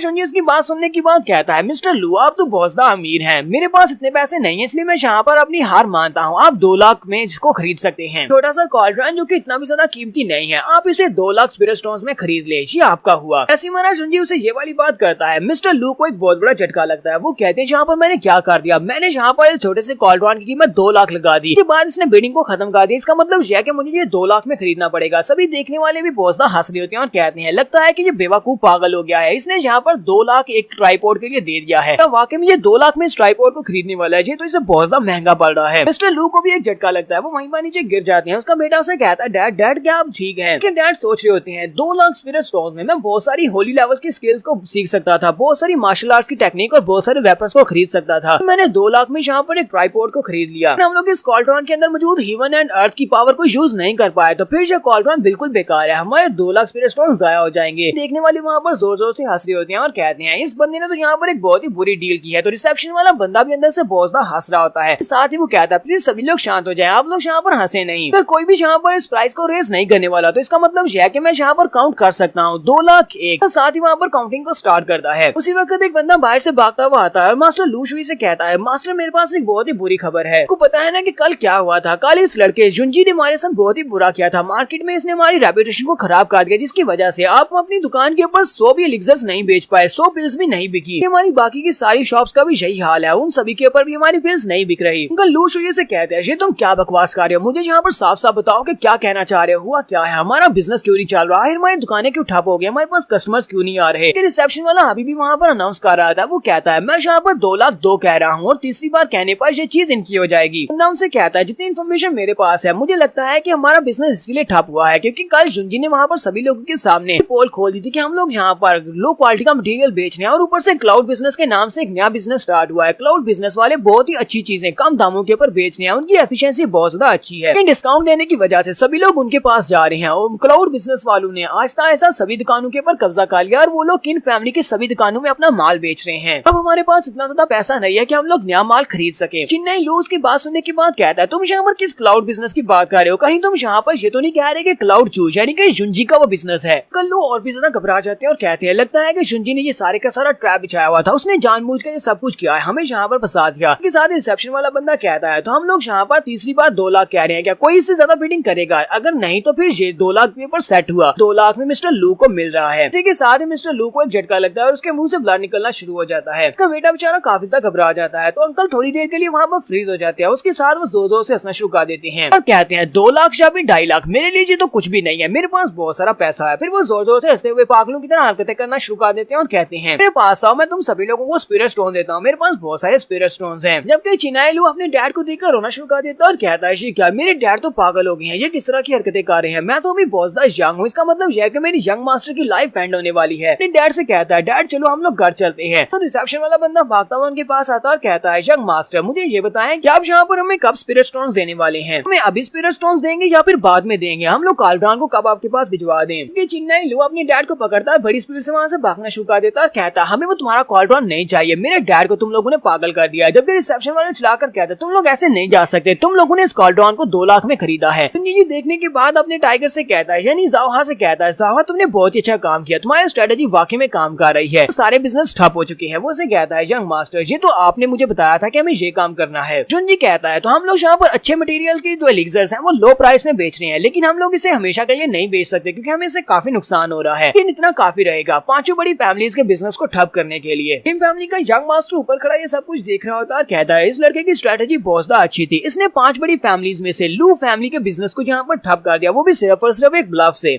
कि मैंने इस लड़के को कुछ ज्यादा ही अंडर एस्टिमेट किया है। हुडी जाओ काफी ज्यादा गुस्सा आता है और कहता है, मैं इस लड़के को यहाँ पर अच्छा सबक सिखाऊंगा, मैं यहाँ पर रीब्रीडिंग स्टार्ट करने वाला हूँ ताकि इसको सबक सिखाया जा सके। यंग मास्टर सू से कहता है, बकवास बंद करो, हमारे पास इतना पैसा नहीं है कि हम लोग इस ट्राइपॉड के लिए यहाँ पर अपने पैसे को जाया कर सके, इसी वजह से हमें यहाँ पर शांत रहना होगा, हमें कोई और तरीका ढूंढना होगा इस लड़के को मारने का। हुडी जाओ जल्दी से आगे बढ़ता है, उसे कॉलर से पकड़ता है और कहता है, तुम्हारी हिम्मत कैसे हुई मुझसे इस तरह बात करने की, अगर तुम मेरे बड़े भाई भी होते तभी मैं यहाँ पर तुमसे बिल्कुल भी नहीं डरता, मेरे सामने इस तरह जीनियस बनने का नाटक ना किया करो। ड्रीम फैमिली का यंग मास्टर आगे बढ़ता है और दोनों से कहता है, तुम दोनों बस करो, ये बात सच है कि लू फैमिली का बिजनेस अब ठप हो चुका है, लेकिन मुझे इस बात से ज्यादा फर्क नहीं पड़ेगा अगर तुम दोनों की फैमिली बिजनेस भी ठप हो जाए, इसलिए चुपचाप यहाँ पर बिहेव करो, वरना तुम दोनों को भी यहाँ पर ड्रीम फैमिली से निकाल दिया जाएगा। रिसेप्शन वाला बंदा उन सभी लोगों से कहता है, अब जब के लू फैमिली वालों ने यहाँ पर अपने वर्ड्स को तोड़ दिया, यानी कि उन्होंने बिडिंग को पीछे ले लिया और वो यहाँ से भाग गए हैं, मतलब यह है कि हमारी बिडिंग इनवैलिड हो चुकी है। ऑप्शन के रूल्स के मुताबिक अगर एक बंदा पीछे हट जाता है तो इसके बाद जिसने हाईएस्ट बिडिंग की होती है तो ये ट्राइपॉड उसे जाएगा, तो इसका मतलब यह है कि मिस्टर जुंजी ने इस ट्राइपॉड को खरीद लिया है। तो वो जल्दी से भागता हुआ जुंजी के पास जाता है और कहता है, भागता हुआ जुंजी के पास जाता है और उसे कहता है, मिस्टर चूहा आपने यहाँ पर 1 लाख की बिडिंग की थी, तो क्या आप हमें 1 लाख अभी देंगे? जुंजी उसे कहता है, मेरे पास तो 1 लाख बिल्कुल भी नहीं है, मेरे पास सिर्फ 25,000 है, क्या तुम 25,000 में से बेचोगे? तो वो उसे कहता है, ये तो बहुत ज्यादा लो प्राइस है। फिर साथ ही वो उसे कहता है, लेकिन अगर तुम यहाँ पर एक हाईएस्ट बिडर हो तो फिर ठीक है, हम लोग यहाँ पर कैश भी लेते हैं, अगर तुम चाहो तो अपने वीजा कार्ड को भी यूज कर सकते हो, अब फिर हम लोग यहाँ पर कैश ऑन डिलीवरी को भी सपोर्ट करते हैं। जुंजी इस ट्राइपॉड को खरीद लेता है और उसके बाद नेक्स्ट आइटम को लाया जाता है, तो वो लोग उनसे कहते हैं, तो यहाँ पर डिले के लिए माफी चाहते हैं, तो हमारी अगली आइटम यहाँ पर तुम सभी लोगों के सामने हाजिर है, तो हम लोग एक प्राचना हर्ब कहते हैं। हालांकि ये सिर्फ और सिर्फ एक लेवल 4 की जड़ी बूटी है, लेकिन इसकी वाइटलिटी बहुत ज्यादा प्योर है और इसके इफेक्ट्स बहुत ज्यादा रिमार्केबल है। अगर आपकी बॉडी के अंदर कोई इंटरनल इंजरी है तो आप इसको यूज करेंगे तो आपकी इंटरनल इंजरी बड़ी स्पीड से हील हो जाएगी। हम लोग 1000 स्पिरिट स्टोन्स के साथ इसकी ऑक्शन को यहाँ पर स्टार्ट करने वाले हैं। शुंजी कहता है, तो मेरे यहाँ पर आने का मकसद एक ये वाली जड़ी बूटी भी है, कि मुझे ये वाली जड़ी बूटी नहीं चाहिए, लेकिन किसी और को ये वाली जड़ी बूटी चाहिए, वो यहाँ पर जरूर आएगा। इसी ऑक्शन स्टार्ट होती है। हमारा शुंजी 1500 की बिड करता है और उसी वक्त उसे बिड में से 3000 की बिडिंग की आवाज आती है। शुंजी कहता है, मुझे नहीं लगा था कि ये बंदा यहाँ पर आएगा, ये तो वाकई में यहाँ पर जड़ी बूटी को लेने के लिए आ गया है। यहाँ पर सारी भीड़ के अंदर एक बंदा खड़ा होता है जिसने नकाब किया होता है। शुंजी कहता है, ये तो वही है, ये बंदा तो यहाँ पर वाकई में आ गया। तुम्हारा शुंजी जल्दी से उठकर खड़ा हो जाता है और कहता है, तुम सभी लोग यहीं पर रुको, मैं अभी से आता हूँ, तुम सभी लोग आना चाहो तो बैक डोर से घर वापस चले जाना, ये अभी बहुत ही जरूरी काम करने के लिए जाना है। और हमारा शुंजी जल्दी से जंप करते हुए वहाँ से बाहर निकल जाता है, जबकि वो बंदा भी हमारा शुंजी को देख लेता है, वो भी जंप करते हुए वहाँ से बाहर निकल जाता है। वो पिछली गली में जाकर लैंडिंग करता है, तुम्हारा शुंजी वहीं पर होता है। शुंजी उसे कहता है, तुम्हारे बारे में बहुत कुछ सुन रखा है, स्काईलिन तो क्लाउड डायनेस्टी के टॉप मास्टर्स में से एक मास्टर हो, मैंने सुना है कि तुमने एक ह्यूमन लेवल का स्किल क्रिएट किया था जिसको 3000 थंडरस्टॉर्म्स कहा जाता है, तुम तो वाकई में अपनी रेपुटेशन के मुताबिक बहुत ज्यादा मिस्टीरियस हो। बंदा उसे कहता है, लगता है कि तुम्हें कोई गलती लगी है, मैं कोई और हूँ, मैं वो नहीं हूँ। शुंजी कहता है, क्या वाकई में? मुझे तो ऐसा बिल्कुल भी नहीं लगता। आइलिन उसे कहता है, मैं तो बस एक बुढ़ा आदमी हूँ जो यहाँ पर इस प्राचना हर्ब को खरीदने के लिए आया था, तुमने कुछ गलत समझ लिया है। शुंजी इसको किस तरह अपना एल्डर बनने के लिए मनाएगा ये हम लोग नेक्स्ट एपिसोड में देखेंगे। एपिसोड की एक्सप्लेनेशन अच्छी लगी तो कमेंट करके जरूर बताइएगा, चैनल को सब्सक्राइब कर दे, वीडियो को लाइक और शेयर कर दे। शुक्रिया। तो गाइस कैसे हैं आप सब लोग? स्वर्ड किंग के एपिसोड 77 के साथ हाजिर हो। तो लास्ट एपिसोड के एंड पे हमने देखा था कि हमारा जुंजी एक मास्टर के पीछे जाता है, जिससे उसे लगता है कि वो मास्टर है, यानी कि वो क्लाउड्स डायनेस्टी का सबसे पावरफुल मास्टर होता है। वो उसके पीछे जाता है और जाकर उससे बात कर रहा होता है, जबकि वो मास्टर इस बात को डिनाई कर देता है कि वो वही पावरफुल मास्टर है जिसके बारे में वो बात कर रहा है। जुंजी से सारी डिटेल बताता है। वो उसे कहता है कि मुझे पता है तुम्हारा नाम क्या है। वो उसे कहता है, तुम्हारा नाम स्काई जिन है, तुम एक बहुत ही पावरफुल मास्टर हो जिसके पास लेवल 7 की मास्टर स्पिरिट है। इसका मतलब ये है कि तुम क्लाउड डायनेस्टी के एक बहुत ही लेजेंड लेजेंडरी फिगर हो। जब से तुमने कल्टीवेट करना स्टार्ट किया है तब से तुमने किसी भी सेक्टर को ज्वाइन नहीं किया, तुम हमेशा से अकेले ही कल्टीवेट करते आ रहे हो, इसी वजह से तुम अकेले ही रहे हो। 30 साल पहले स्काई जिन अचानक से गायब हो गया था और सभी को ऐसा लगता है कि वो गायब हो गया, सभी को ऐसा लगता है कि वो मर गया है, इसी वजह से वो गायब हुआ है, जबकि उन सभी को इस बारे में बिल्कुल भी नहीं पता। मास्टर स्काई जिन ने ह्यूमन स्पिरिट राम के बाद जिन और जैंग स्पिरिट राम को भी पार किया और उसके बाद अब वो निर्वाणा स्टेज में पहुंच चुका है। राम ऑफ निर्वाणा को थंडर ब्रेक निर्वाणा भी कहा जाता है, क्योंकि उसमें हम लोग जहाँ पर ब्रेक थ्रू करने की कोशिश कर रहे हैं तो हर बार ह्यूमन की तरफ से आपके ऊपर थंडर स्टॉर्म गिरता है और उस थंडर स्टॉर्म को फेस करने के बाद आप ब्रेक थ्रू को कंप्लीट कर सकते हैं। हालांकि मास्टर तुम्हारे पास बहुत सारे टैलेंट्स हैं, लेकिन फिर भी उस थंडर स्टॉर्म्स की वजह से, वो थंडर तुम्हारी बॉडी के ऊपर गिरने की वजह से तुम्हारे पास काफी सारी इंटरनल इंजरीज हो गई हैं, इसी वजह से तुम काफी जख्मी हो। जब तुम निर्वाणा स्टेज में पहुंचे और उसके बाद तुम्हारे ऊपर वो इलेक्ट्रिसिटी गिरी, थंडर इलेक्ट्रिसिटी गिरी, तो उसके बाद तुम्हारी इंटरनल इंजरीज और भी ज्यादा बुरी हो गई, जिसकी वजह से 30 साल पहले तुम्हें सर्कुलेशन में जाना पड़ा। साल पहले से तुम्हारी बॉडी के अंदर ये सारी इंजरीज हैं और तब से तुम छुपे हुए हो, तुम किसी के सामने नहीं आते। लगता है कि तुम यहाँ पर इस प्राजना हर्ब को खरीदने के लिए इसीलिए आए हो ताकि तुम इस 7 स्टार फ्रूट की मदद से साथ में कुछ और चीजों को मिलाकर एक ऐसी मेडिसिन बना सको जिससे तुम अपनी इंटरनल इंजरीज को हील कर सको। तो मास्टर स्काई जिन उसकी बात सुनने के बाद कहते हैं तुम्हारा ये सब कुछ कहने का मकसद क्या है? तो जाओ उनसे कहता है मुझे लगता है कि तुम्हारी जो मेडिसिन तुम्हारे लिए काफी नहीं रहेगी, ये तुम्हारी इंजरीज को हील नहीं कर सकती। तुम अगर मुझसे वादा करो कि तुम 1 साल तक मुझे प्रोटेक्शन दोगे तो मैं तुम्हारी इंजरीज को कम्प्लीटली हील कर सकता हूँ। ये बात सुनते ही मास्टर काफी ज्यादा गुस्सा हो जाती है और अपनी मास्टर स्पिरिट को रिलीज करते हुए कहते हैं क्या तुम्हें वाकई में लगता है कि तुम मेरी हेल्प कर सकते हो? तो कुछ ज्यादा ही एरोगेंट लड़के हो। अपनी मास्टर स्पिरिट को रिलीज करते हैं क्योंकि वो एक लेवल 7 की मास्टर स्पिरिट है, इसी वजह से उसका प्रेशर बहुत ज्यादा होता है। हमारा जुंजी पीछे की तरफ बढ़ता है और कहता है इसकी मास्टर स्पिरिट का प्रेशर तो बहुत ज्यादा है। जुंजी उसे कहता है मास्टर लिन क्या तुम अभी भी यहाँ से भागकर जाना चाहते हो जबकि तुम्हारे सामने एक मौका है, मैं तुम्हें बचा सकता हूँ। मास्टर जिन उसे कहते हैं बस भी करो, तुम मुझे नहीं बचा सकते। हमारा जुंजी मास्टर लिन से कहता है मास्टर लिन क्योंकि आपकी बॉडी के अंदर जो इंजरीज है वो काफी ज्यादा डीप हो चुकी है, जिसकी वजह से आपकी बॉडी के फंक्शंस खराब हो चुके हैं। अगर आप यहाँ पर इनको जल्दी से जल्दी हील नहीं करते और अगले ब्रेक थ्रू की वजह से जब आपके ऊपर ठंडा इलेक्ट्रिसिटी गिरेगी नहीं लगता कि आप सर्वाइव कर पाएंगे, आप मारे जाएंगे। मास्टर लिन से कहते हैं तुम्हें इन सब के बारे में कैसे पता है कि बॉडी फंक्शंस को बिल्ड किया जा सकता है? तो साथ ही वो अपनी मास्टर स्पिरिट को वापस बुला लेते हैं और उसे कहते हैं तो लगा था कि तुम बस एक संग हीरो हो क्योंकि बस यहाँ पर 5 बड़े बिजनेसेस के ऊपर कब्जा करना चाहता है और उनको लीड करना चाहता है, लेकिन मुझे नहीं पता था कि तुम्हें इतना कुछ पता है और तुमने वाकई मेरे पर एक रिमार्केबल इंप्रेशन छोड़ा है। जैसे वो जाने लगते हैं हमारा जुंजी अपने पास से एक स्क्रॉल निकालता है और उसे कहता है मास्टर जरा रुके, मेरे पास कुछ है, ये आपके लिए है। वो अपनी चीज फार्मूला को निकालता है और उसकी तरफ फेंकते हुए कहता है तो इसके अंदर कुछ जड़ी बूटियां और उसके साथ एक फार्मूला लिखा हुआ है जिसके साथ आप अपने बॉडीली फंक्शंस को दोबारा से रिएक्टिवेट कर सकते हैं। साथ में मैं आपको एक 9 ऑरिफिस अजूरे रूट दे रहा हूँ। मुझे लगता है कि आपके अपने स्पिरिट मटेरियल्स के साथ ये वाली रूट काफी ज्यादा अच्छे से ब्लेंड हो जाएगी और आपके बॉडीली फंक्शंस को रिकवर करने में काफी ज्यादा मदद करेगी। जुंजी उसे कहता है चलो ठीक है, आप इसको अपने पास रखें, इसको प्रैक्टिस करें, अगर आपको लगे कि ये काम कर रही है तो आप मेरे पास आ जाना। 3 दिन के बाद आपको मेरे क्लाउड होम में आना होगा। तो मास्टर स्काई जिन उसे कहते हैं तो मैं यहाँ पर तुम्हारे लिए इस बात को यकीन कर लेता हूँ क्योंकि तुमने मुझे यहाँ पर एक 6 लेवल की जड़ी बूटी दी है। मैं यहाँ पर तुम्हें एक और बात बता देता हूँ, अगर मुझे पता चला कि तुमने यहाँ पर मुझे बेवकूफ बनाया है और ये मेरे किसी भी काम की नहीं है, तुम्हारे कुछ और प्लान है, तो मैं तुम्हें यकीन दिलाता हूँ कि मैं तुम्हारे साथ साथ तुम्हारी पूरी की पूरी फैमिली को बर्बाद कर दूंगा। फिर चाहे कैम्पसिस फैमिली के तुम कोल्ड साइपल क्यों ना हो, मैं कैम्पसिस फैमिली को भी नहीं छोड़ूंगा। साथ ही वो मास्टर बड़ी स्पीड से वहाँ से उड़ जाते हैं और गायब हो जाते हैं। तुम्हारा जुंजी सोच रहा होता है हालांकि मास्टर कुछ ज्यादा ही एरोगेंट है, लेकिन अगर इसने यहाँ पर देख लिया कि मैं इसके काम का हूँ तो ये मेरा साथ देगा और अगर 1 साल के लिए मुझे इसकी प्रोटेक्शन मिल जाती है मुझे किसी बात के लिए परेशान होने की जरूरत बिल्कुल भी नहीं है। जुंजी को महसूस होता है कि वहाँ पर कोई है। वो कहता है कौन है वहाँ पर? उसी वक्त उसके पीछे से शुइकियान निकलती है। शुइकियान वहाँ पर खड़ी होती है। हमारा जुंजी अपनी बीस फायर को एक्टिवेट करता है और उसके ऊपर अटैक करता है। शुइकियान उसे कहती है तुम्हारी इमेजिनेशन तो काफी ज्यादा अच्छी है, तुमने यहाँ पर मुझे महसूस कर लिया। ये तो बहुत अच्छी बात है कि तुम उस मास्टर के हाथ से मरे नहीं, क्योंकि तुम्हें मेरे सिर्फ और सिर्फ मैं मार सकती हूँ, तुम्हें मेरे हाथ से ही मरना है। जुंजी से कहता है क्या तुम मुझे सिर्फ इसलिए फॉलो कर रही थी? अगर और कुछ नहीं है तो मैं जा रहा हूँ। हमारा जुंजी आगे की तरफ चल पड़ता है। शुइकियान उसे कहती है जरा रुको, मुझे तुम कुछ और बात भी करनी है। मैं यहाँ पर तुमसे बिजनेस की बात करने के लिए आई हूँ, ये सब कुछ तुम्हारे बारे में है। वो साथ इसे बताना स्टार्ट करती है। वो उसे कहती है मिस्टर लू शुई ने मास्टर गुजो के ड्रीम फैमिली के एल्डर हैं, उनके साथ राब्ता किया है और सभी लोग मिलकर तुम्हारे पर अटैक करने वाले हैं, तुम्हें यहाँ पर तैयार होना होगा। जुंजी उसे कहता है तुम मुझे इस तरह की बात क्यों बता रही हो? वो उसे कहती है मैं इसलिए तुम्हें बता रही हूँ क्योंकि तुम्हारी जिंदगी मेरी है, मैं तुम्हें अपने हाथों से मारना चाहती हूँ ताकि कोई भी तो दूसरा तुम्हें अपने हाथों से ना मार सके। जुंजी इसकी बात सुनने के बाद हल्का सा मुस्कुराता है और जल्दी से उसकी तरफ आगे बढ़ता है। शुइकियान और भी ज्यादा शर्माना शुरू कर देती है और वहीं पर खामोश हो जाती है। जुंजी उसे कहता है लगता है कि तुम अभी भी मेरे बारे में बात कर रही हो, यहाँ पर बातों को घुमा फिरा कर क्यों कर रही हो? मुझे पता है कि तुम आज भी मुझसे प्यार करती हो, तब से तुम एक बच्ची थी तब से तुम इसी तरह की बातें करती आ रही हो, तुम घुमा फिरा कर बातें करती थी, कभी भी मुझे सच्चाई के बारे में नहीं बताया। शुइकियान उसे कहती तुम किस तरह की सच्चाई की बात कर रहे हो? जुंजी उसे कहता है मैं तुम्हें अच्छी तरह से समझता हूँ क्योंकि तुम्हारे पास और कोई भी रास्ता नहीं।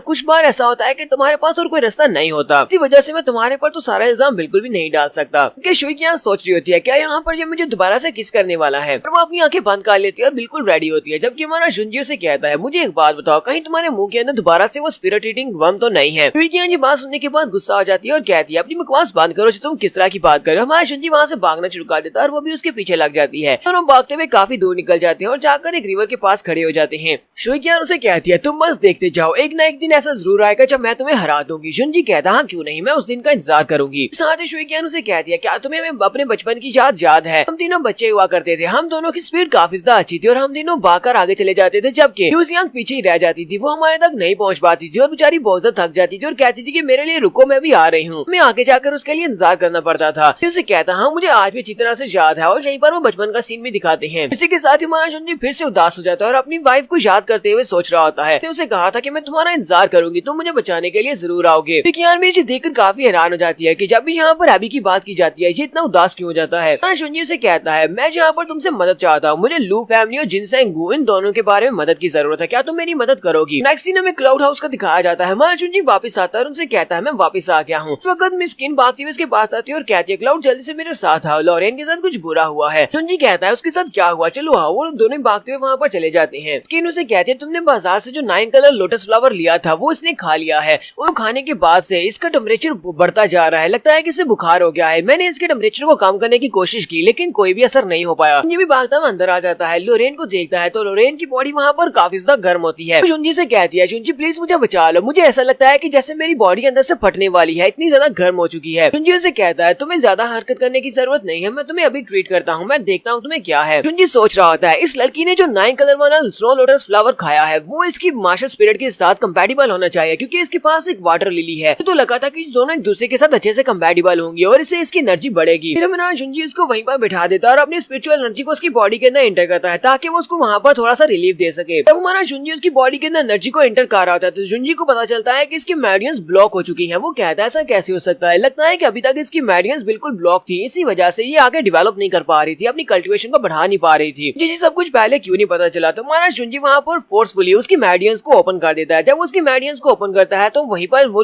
बेहोश हो जाती है। इनके बेहोश होने के बाद वो उसे वहीं पर लिटा देता है और कहता है ये ठीक हो जाएगी, मैंने इसकी मेरिडियंस को ओपन कर दिया है। इसकी मेरिडियंस पहले से बंद थी, इसकी वजह से कल्टीवेट नहीं कर पा रही थी और इसने जो स्नो लोटस फ्लावर खाया था उसकी एनर्जी इसकी बॉडी के अंदर एब्जॉर्ब नहीं हो पा रही थी। जबकि मैंने इसकी बॉडी को क्लियर कर दिया है, इसकी मेरिडियंस दोबारा से एक्टिवेट हो गई है, तो बहुत ही जल्दी ये 9 फ्लावर की बॉडी में एब्जॉर्ब कर लेगी और साथ इसकी कल्टीवेशन भी बढ़ेगी। और ये दोनों वहाँ से बाहर आ जाते हैं। मिस किरो से कहती है मैंने सुना है कि लॉरेन एक बहुत ही गरीब घर से है, तो बहुत ही लकी बात है कि वो तुमसे मिल सकी है। मुझे सोच रहा होता है क्या वाकई में ये बहुत ज्यादा लकी बात है। लास्ट टाइम जब वो मुझसे मिली थी तो मेरी वजह से वो मारी गई थी, इसी वजह से मैं उसे अपने साथ लेकर आया हूँ, क्योंकि मैं ये वाली गलती दोबारा नहीं करने वाला कि मेरी वजह से वो दोबारा मारी जाए। हमारा जुंजी उसे कहता है हमें अपने प्लान को अब आगे बढ़ाना होगा, मेरे पास अब ट्राइपॉड आ चुका है, उस ट्राइपॉड को यूज करते हुए मैं हीन का तोड़ निकालूंगा। मैं उसके लिए कोई ऐसी पिल्स बनाऊंगा जो कि हीन के लिए इसकी एडिक्शन को छोड़ने के लिए काफी ज्यादा असरदार हो। चाहता हूँ कि तुम बाकी के बिजनेस के ऊपर सस्ती मेडिसिन बेचना स्टार्ट करो, उनकी क्वालिटी अच्छी होनी चाहिए ताकि हम लोग सारे के सारे बिजनेस के ऊपर कब्जा कर सके। मिस किनो से कहती है ठीक है हम लोग ऐसा ही करेंगे। तो नेक्स्ट सीन हमें 3 दिन के बाद का दिखाया जाता है। 3 दिन के बाद हमारा जुंजी हीन का तोड़ निकालने के लिए वहाँ पर बैठा होता है, मेडिसिन बनाने की कोशिश कर रहा था। उसी वक्त से बाहर से आवाज आती है क्लाउड जो तुम कहाँ पर हो। हमारा जुंजी कहता है ये तो लॉरेन की आवाज है, तो 3 दिन के बाद ये उठ गई है, चलो ये तो अच्छी बात है। उसी वक्त दरवाजा खुलता है, जुंजी सामने की तरफ देखता है और कहता है ये लड़की कौन है, ये तो लॉरेन नहीं है। लॉरेन अब साइज में काफी ज्यादा बड़ी हो चुकी है। वो उससे कहती है जुंजी जरा मेरी तरफ देखो मैं कितनी बड़ी हो गई हूँ। मुझे आखिरी बार याद है कि जब मैं बहुत ज्यादा बीमार हो गई थी, मेरी बॉडी हॉट हो चुकी थी जिसकी वजह से उठ नहीं पा रही थी, और उसके बाद जब मैं उठी हूँ तो मैं बड़ी हो गई हूँ। माया जुंजी उसकी तरफ देखकर सोच रहा होता है, लगता है कि इसकी मेडियंस की ब्लॉक होने की वजह से इसका साइज काफी ज्यादा छोटा रह गया था, ये ग्रो नहीं कर पा रही थी। लेकिन अब जबकि इसकी मेडियंस अनलॉक हो चुकी है और इसने कल्टीवेट भी किया है जिसकी वजह से इसका साइज जल्दी से बड़ा हो गया है। लॉरेन जल्दी से भागती हुई आगे बढ़ती है, आकर जुंजी के साथ चिपक जाती है और उसे कहती है अब जबकि मैं बड़ी हो गई हूँ तो जुंजी क्या तुम मेरे साथ शादी करोगे, मैंने तुमसे पहले भी कहा था, चलो अब जल्दी से मेरे साथ शादी कर लो। वक्त में स्किन अंदर आती है, दरवाजे को तोड़कर अंदर आ जाती है और गुस्से के साथ कहती है कौन है जहाँ पर, तुम्हारी हिम्मत कैसे हुई इस बारे में सोचने की। पेन भी आके पड़ती है और कहती है आंटी तुम्हें इस बात से क्या मसला है। मिस स्किन भी गुस्से के साथ से कहती है अपनी बकवास बंद करो, तुम जुंजी के साथ ऐसा कुछ भी नहीं कर सकती। तो यहाँ पर हम लोग अपनी एपिसोड 77 का एंड करेंगे। एपिसोड की एक्सप्लेनेशन अच्छी लगी हो तो कमेंट करके जरूर बताइएगा। चैनल को सब्सक्राइब कर दे, वीडियो को लाइक शेयर कर दे। शुक्रिया।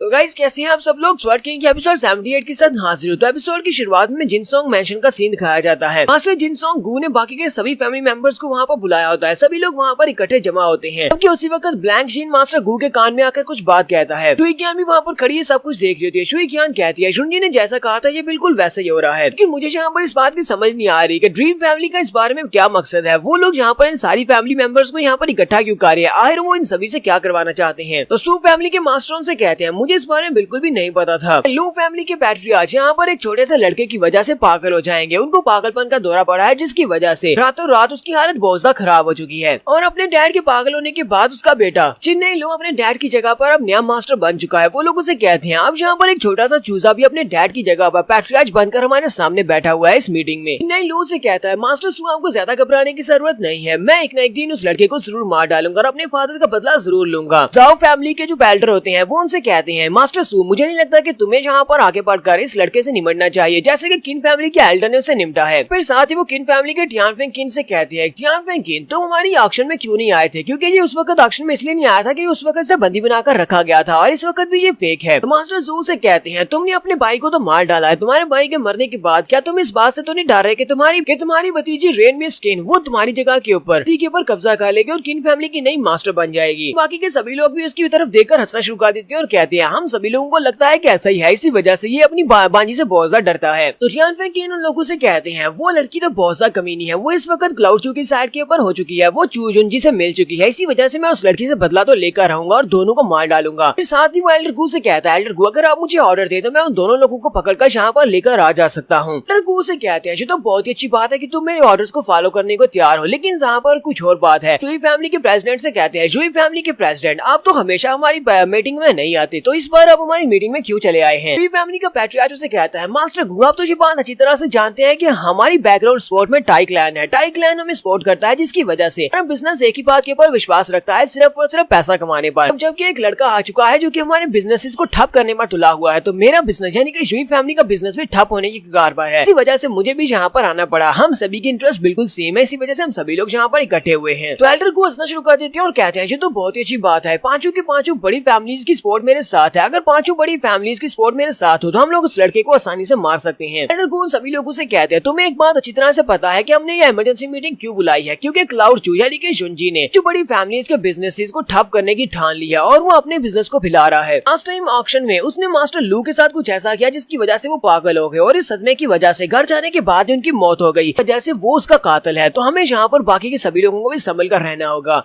तो ब्लैंक जीन उन लोगों से कहता है हमारा एक प्लान है, हम लोगों ने एक नया प्लान बनाया कि हम लोग फ्रैंकनेस मेंशन के ऊपर वहाँ पर एक मीटिंग रखेंगे, एक बैंक्वेट पार्टी रखेंगे जिसमें हम लोग जुनजी को भी इनवाइट करेंगे। वहाँ पर उसको बुलाने के बाद हम सभी लोग मिलकर उसको मार डालेंगे, लेकिन हम लोग उसको इतनी आसानी के साथ नहीं मार सकते क्योंकि उसके पास जो मेडिसिन है वो काफी ज्यादा स्पेशल है। हमें उसके पास से उन सारी पिल्स के फार्मूलास लेने होंगे और उसके बाद हम उसे मार सकते हैं। फिर हम उन सारे फार्मूलास को अपनी शॉप्स के ऊपर बेचेंगे। सभी लोग इस बात को एग्री करते हैं और उसके बाद ये सभी लोग वहाँ से बाहर की तरफ निकलते हैं और अपने अपने घर चले जाते हैं। यहाँ पर टियानफेंग किन की तरफ भी दिखाते हैं जो कि क्लाउड मैंशन की तरफ वापस जा रहा होता है। साथ ही वो अपना मास्क उतारता है तो वो पॉइजन जैन होता है। पॉइजन जैन टियानफेंग किन की जगह बनकर वहाँ पर उनकी मीटिंग में गया होता है और सोच रहा होता है ये तो वाकई में हमारे मास्टर को मारने की कोशिश कर रहे हैं, जल्दी से जल्दी जाकर अपने मास्टर को इस बारे में इन्फॉर्म करना होगा, जितनी जल्दी हो सकता है उतनी जल्दी ठीक रहेगा। कई बार एक छोटे से कीड़े को भी दिखाते हैं। ये छोटा सा कीड़ा ब्लैंक जिन का होता है, क्योंकि ब्लैंक जिन के पास जो मास्टर स्पिरिट है वो बग्स की मास्टर स्पिरिट है और वो बग्स के साथ कम्युनिकेट कर सकता है। तो मास्टर गू के पास ही बैठा था। मास्टर गू से कहता है जैसा कि आपने सोचा था बिल्कुल वैसा ही हो रहा है, और चू ने अपने एक बंदे को टियानफेंग किन बनाकर यहाँ पर भेजा हुआ था जो कि हमारी बातें सुन रहा था। अब उसे हमारे प्लान के बारे में सब कुछ पता चल चुका है। मास्टर गू से कहता है तुमने बिल्कुल ठीक कहा यंग मास्टर, और चू के पास तो काफी सारी ट्रिक्स हैं लेकिन हमें बेवकूफ बिल्कुल भी नहीं बना सकता। ब्लैंक जिन से कहता है मास्टर गू मुझे ये बताओ क्या आपको मेरे मास्टर से कोई न्यूज मिली है, वो कब वापस आने वाले हैं। तो वो से कहते हैं मुझे अभी अभी एक लेटर मिला है, वो सिर्फ 3 महीने में वापस आने वाले हैं। नेक्स्ट सीन में क्लाउड मैंशन का दिखाया जाता है। तो जैन जैसी वापस आते हैं वो दरवाजा खोलते ही कहते हैं मास्टर एक बहुत ही बुरी खबर है, लेकिन जैसे वो दरवाजा खोलते हैं महसूस होता है कि अंदर का एटमॉस्फेयर काफी ज्यादा अजीब हो रहा है, जहाँ पर बहुत सारा जेलसी हो रही है। सामने की तरफ देखते हैं तो सामने मिस किन बैठी होती है जो काफी ज्यादा गुस्से में होती है, जबकि दूसरी तरफ जुनजी बैठा होता है। जुनजी के साथ लॉरेन चिपकी होती है और उसे कह रही होती है क्लाउड चलो जल्दी से मुझसे शादी कर लो, तुमने मेरे सवाल का जवाब नहीं दिया। वैसे जैन जल्दी से भागते हुए आगे बढ़ते हैं और लॉरेन को खींच कर पीछे कर देते हैं और कहते हैं जब यहाँ पर तो बड़े बात कर रहे हो तो बच्चों को बीच में बात नहीं करनी चाहिए, चलो जल्दी से यहाँ से जाओ बाहर जाकर खेलो। जुनजी जुनियर से कहता है मास्टर जैन आप तो काफी ज्यादा लेट हो गए, मेरे पास तो पहले से इनविटेशन आ चुका है, मुझे फ्रैग्रेंस मैंशन में फिर पार्टी में इनवाइट किया गया है। आज रात हम सभी लोग फ्रैग्रेंस मैंशन में जाने वाले हैं और वहाँ पर जाकर हम लोग इस बैंक्वेट पार्टी को अटेंड करेंगे। तो यही चाहता था, चलो हम सभी लोग आज रात ही जाएंगे। जुनियर लोगों से कहता है इससे पहले कि हम लोग वहाँ पर जाएं, मैं तुम लोगों को एक नए दोस्त से मिलवाना चाहता हूँ जो कि 1 साल के लिए हमारा एल्डर बनने वाला है। साथ ही कहता है एल्डर प्लीज अंदर आ जाए। मिस्टर स्काईलिन वहाँ से कहता है ये हमारी डायनेस्टी का टॉप क्लास का मास्टर है। तो मास्टर स्काईलिन चप्पल पहने हुए अंदर आ जाते हैं। मिस्टर लिन अंदर आती है, उसे कहते हैं लड़के तुम यहाँ पर मेरी तारीफें कर रहे हो जबकि तुम्हें मुझसे ज्यादा पता है, तुम्हें सोल ऑफ मार्शल आर्ट और इसके साथ साथ तुम्हें बॉडी फंक्शन के बारे में बहुत कुछ पता है। मुझे लगता है कि तुम्हारा फ्यूचर बहुत ज्यादा ब्राइट है और तुम फ्यूचर में मार्शल आर्ट एम्परर राम तक जरूर पहुंच सकते हो। मिस किन और पॉइजन जैन दोनों इसको देखकर बहुत ज्यादा हैरान होते हैं और कहते हैं क्या ये वाकई में सच है, क्या ये वाकई में वही स्काई लिन है। मास्टर जैन उसके बहुत बड़े फैन होते हैं। वो उसे कहते हैं मास्टर लिन मैं आपको देखकर बहुत ज्यादा खुश हूँ क्योंकि मैं आपको बहुत बड़ा फैन हूँ। मिस किन उसे कहती है मेरे डैड आपके बहुत बड़े फैन थे, वो तो आपको अपना आइडल मानते थे। वो उसे पिक्चर दिखाते हुए कहती है मेरे डैड ने अपना हेयर कट भी बिल्कुल आप जैसा करवाया हुआ था, मैंने अपने फादर से सुना था, वो आपकी तारीफें किया करते थे। उन्होंने कहा कि जब आप 30 साल की उम्र में पहुंचे तब तक आप ह्यूमन स्पिरिट राम में पहुंच चुके थे, वो हमारी क्लाउड डायनेस्टी के सबसे टैलेंटेड इंसान है। तो मास्टर भी उसके पास चले जाते हैं। मास्टर लिन से कहते हैं क्या वाकई में तुम्हारे फादर मेरे बारे में इस तरह से बात करते थे? मैं तुम्हारे फादर को जानता हूँ, तुम्हारे फादर एक बहुत ही अच्छे इंसान थे। मेरे फादर ने मेरी काफी ज्यादा हेल्प की थी, जब मुझे जड़ी बूटियों की जरूरत थी वो मेरे लिए काफी सारी जड़ी बूटियां ढूंढ कर लाया करते थे। मुझे ये बताओ कि तुम्हारे फादर कहाँ पर है? मिस किन आगे से खामोश हो जाती है। आदि वो सारी बात बताती है कि उन्हें मार दिया गया है। तो वो ये बात सुनते ही कहते हैं क्या वाकई में से मार दिया गया है? यहाँ पर लगता है कुछ बहुत ही बुरा चल रहा है, इस वजह से तुम्हें मेरी प्रोटेक्शन की जरूरत पड़ी। मास्टर लिन कहते हैं मैं उसको जानता था, वो एक बहुत ही अच्छा इंसान था। मास्टर किन कभी भी ऐसे बुरे लोगों के साथ काम नहीं करता, इसी वजह से वो मारा गया क्योंकि उन्हें उनके साथ काम करने से मना कर दिया होगा। जुनजी से कहता है मास्टर लिन मुझे इस बारे में बिल्कुल भी नहीं पता था कि आप मास्टर किन को जानते हैं। हम मास्टर किन का बदला लेने के लिए सब कुछ कर रहे हैं। हमें 5 बड़ी फैमिलीज के बिजनेस के ऊपर कब्जा करना है और हमें अपना क्लाउड बिजनेस बनाना है कि ये सभी लोग यहाँ पर कुछ बहुत ही बुरा प्लान कर रहे हैं। जुनजी से कहता है मिस्टर लिन मैं चाहता हूँ कि आज रात आप मेरे साथ फ्रैग्रेंस मैंशन में चले, वहाँ पर कुछ बुरा होने वाला है, हमें वहाँ पर इन्वाइट किया गया है। तो मास्टर लिन उसकी बात सुनने के बाद कहते हैं मैंने जब कि तुमसे वादा किया है कि मैं 1 साल के लिए तुम्हें प्रोटेक्शन दूंगा तो फिर तो यहाँ पर सवाल ही पैदा नहीं होता, हमें तुम्हारे साथ हर एक जगह पर जाने को तैयार हूँ। तो मास्टर लिन उसे कहते हैं लेकिन मैं यहाँ पर तुम्हें एक वार्निंग देना चाहता हूँ, अगर तुम मेरे वुंड्स को क्योर नहीं कर पाए, अगर तुम मुझे ठीक नहीं कर सकते तो मैं बता दूं उस बंदे के वापस आने के बाद मैं भी तुम्हें बचा नहीं पाऊंगा। कहता है आप यहाँ पर किस इंसान की बात कर रहे हैं? वो उसे कहते हैं मैं यहाँ पर एक इंसान की बात कर रहा हूँ 7 साल पहले जिसके साथ मैंने फाइट की थी, फ्रंटियर फोर्ट्रेस के ऊपर उस बंदे के साथ फाइट की थी। उस वक्त ह्यूमन स्पिरिट राम के 9th लेवल पर था, लेकिन वो मेरे साथ अच्छे से फाइट कर सकता था, उसने अपने आप को मेरे सामने अच्छे से संभाल कर रखा हुआ था जबकि मैं निर्वाणा के 4th लेवल पर था। क्या तुम समझ सकते हो? मैं उसे 2 लेवल अप था लेकिन फिर भी वो मुझसे ज्यादा स्ट्रॉन्ग निकला। ये बात सुनने के बाद काफी हैरान होता है। बाकी के सभी लोग भी सोच रहे होते हैं क्या वाकई में डायनेस्टी में कोई ऐसा पावरफुल इंसान भी है जो कि स्काई लिन से ज्यादा स्ट्रॉन्ग है और उसके 2 लेवल अप होने के बावजूद वो इसको आसानी से हरा सकता था। मास्टर लिन उसे कहते हैं हालांकि उस वक्त में मेरी बॉडी काफी ज्यादा जख्मी थी, मैं अपनी फुल स्ट्रेंथ को यूज नहीं कर सकता था, लेकिन मुझे इतना पता है कि वो बंदा बहुत ज्यादा स्ट्रॉन्ग है। और हम जबकि पूरे 7 साल गुजर चुके हैं, मुझे लगता है कि वो ब्रेक थ्रू करने के बाद जिन और जैंग स्टेज पर पहुंच चुका होगा। हो सकता है कि वो निर्वाणा स्टेज में पहुंच चुका, अगर वो निर्वाणा तक पहुंच चुका है तो फिर तो हम सभी का बचना बहुत ज्यादा मुश्किल है। पॉइजन जैन उसे कहते हैं क्या वाकई में क्लाउड डायनेस्टी में आपसे भी ज्यादा पावरफुल कोई इंसान है? हमने कभी उसके बारे में क्यों नहीं सुना? मास्टर लिन उसे कहते हैं जुनजी मैं तुम्हें एक बात बता दूं, हमारे इंपीरियल सिटी में जहाँ पर इस क्लाउड डायनेस्टी में वो बंदा तुम्हारे रास्ते में सबसे बड़ी रुकावट बनने वाला है, तुम्हें उसे हराना होगा। ड्रीम फैमिली यहाँ पर सब कुछ अपने आप से नहीं कर रही, ड्रीम फैमिली का सबसे बड़ा बैक सपोर्ट वाला बंदा वही है। इसके अलावा यहाँ पर न्यू पावर का लीडर वही है, उसको हम लोग गार्डियन जनरल कहते हैं, जनरल ब्लड वो। तो वो सभी लोग मुझे बात सुनने के बाद काफी ज्यादा हैरान हो जाते हैं। नेक्स्ट सीन में ड्रीम फैमिली के हाउस का दिखाया जाता है। ड्रीम फैमिली के मास्टर अपनी कुर्सी के ऊपर बैठे होते हैं जबकि उनका बेटा ब्लैक लिन उनके पास आता है और उनसे कहता है मैं उसकी बॉडी के अंदर से उस बीस्ट फायर को अब्सॉर्ब नहीं कर सका क्योंकि उसने अपनी बॉडी के अंदर उस बीस्ट फायर को कम्प्लीटली अब्सॉर्ब कर लिया, जिसकी वजह से उसको नहीं एक्सट्रैक्ट किया जा सकता। उसकी एनर्जी और कल्टीवेशन पहले से काफी ज्यादा बढ़ चुकी है, जिसकी वजह से उसने 5 बिजनेसेस को चैलेंज कर दिया है, पहले से भी ज्यादा एरोगेंट हो गया है। उसके डैड उसे कहते हैं हमें इस बारे में ज्यादा परेशान होने की जरूरत नहीं है, बीस्ट बिल्कुल परफेक्ट है, वो ज्यादा अरसे के लिए खुश नहीं रह पाएगा। वो अपने पास से एक ऑब उसे देते हैं और कहते हैं इसे अपने पास रखो। लैंगजिन अपने डैड से कहता है डैड आपको मुझसे क्या चाहिए? उसके डैड उसे कहते हैं मैं चाहता हूँ कि आज रात जब तुम लोग जुनजी को मारोगे तो उसके दिल को निकाल लेना, उसके दिल को बिना नुकसान पहुंचाए मेरे पास लेकर आना, अभी भी उसकी बॉडी के अंदर से बीस्ट फायर को निकाल सकता हूँ क्योंकि अब वक्त आ चुका है उस बीस्ट फायर को जिसे 10 साल से मैं कल्टीवेट कर रहा हूँ उसे वापस अपने ओरिजिनल ओनर के पास लाने का। उस बॉडी से बीस्ट फायर मुझे चाहिए। तो ब्लैंकशिन अपने फादर से कहता है ठीक है फादर, मैं यहाँ पर आपको सक्सेस के लिए पहले से बधाई देता हूँ। नेक्स्ट सीन में फ्रैग्रेंस मैंशन का दिखाया जाता है जहाँ पर ये बैंक्वेट पार्टी होने वाली है। नौकरानियां वहाँ पर ड्रिंक्स लेकर जा रही होती है, तो उसी वक्त शुइकियान वहाँ पर अपनी वाटर स्पिरिट को यूज करते हुए उनके पाँव के नीचे वाटर रख देती है जिससे वो गिर जाती है और उनके हाथ से वो सारी वाइन की बोतल गिरती है। शुइकियान क्योंकि वाटर को कंट्रोल कर सकती है, वो सारी की सारी वाइन को वहाँ पर कंट्रोल कर लेती है और बॉटल्स को भी कंट्रोल कर लेती है। उन सभी से कहती है तुम सभी लोग ध्यान से काम नहीं कर सकती, तुम लोग अभी अभी सब कुछ गिराने वाली थी, और साथ ही वो उनमें से एक वाइन के अंदर पॉइजन भी मिक्स कर देती है। जल्दी से इन बॉटल्स को उठाओ और सही सलामत वहाँ पर पहुंचा दो, क्योंकि तुम्हारे मास्टर इस वक्त अंदर इंतजार कर रहे हैं। तो लड़कियां फिर से अपनी बॉटल्स को उठाकर अंदर चलना स्टार्ट करती है, जबकि शुई ज्ञान कह रही होती है जी मैंने अपना काम कर दिया, अब बाकी का सब कुछ तुम्हें करना होगा। तो यहाँ पर हम लोग अपनी एपिसोड 78 का एंड करेंगे। एपिसोड की एक्सप्लेनेशन अच्छी लगी हो तो कमेंट करके जरूर बताइएगा। चैनल को सब्सक्राइब कर दें, वीडियो को लाइक और शेयर कर दें। शुक्रिया।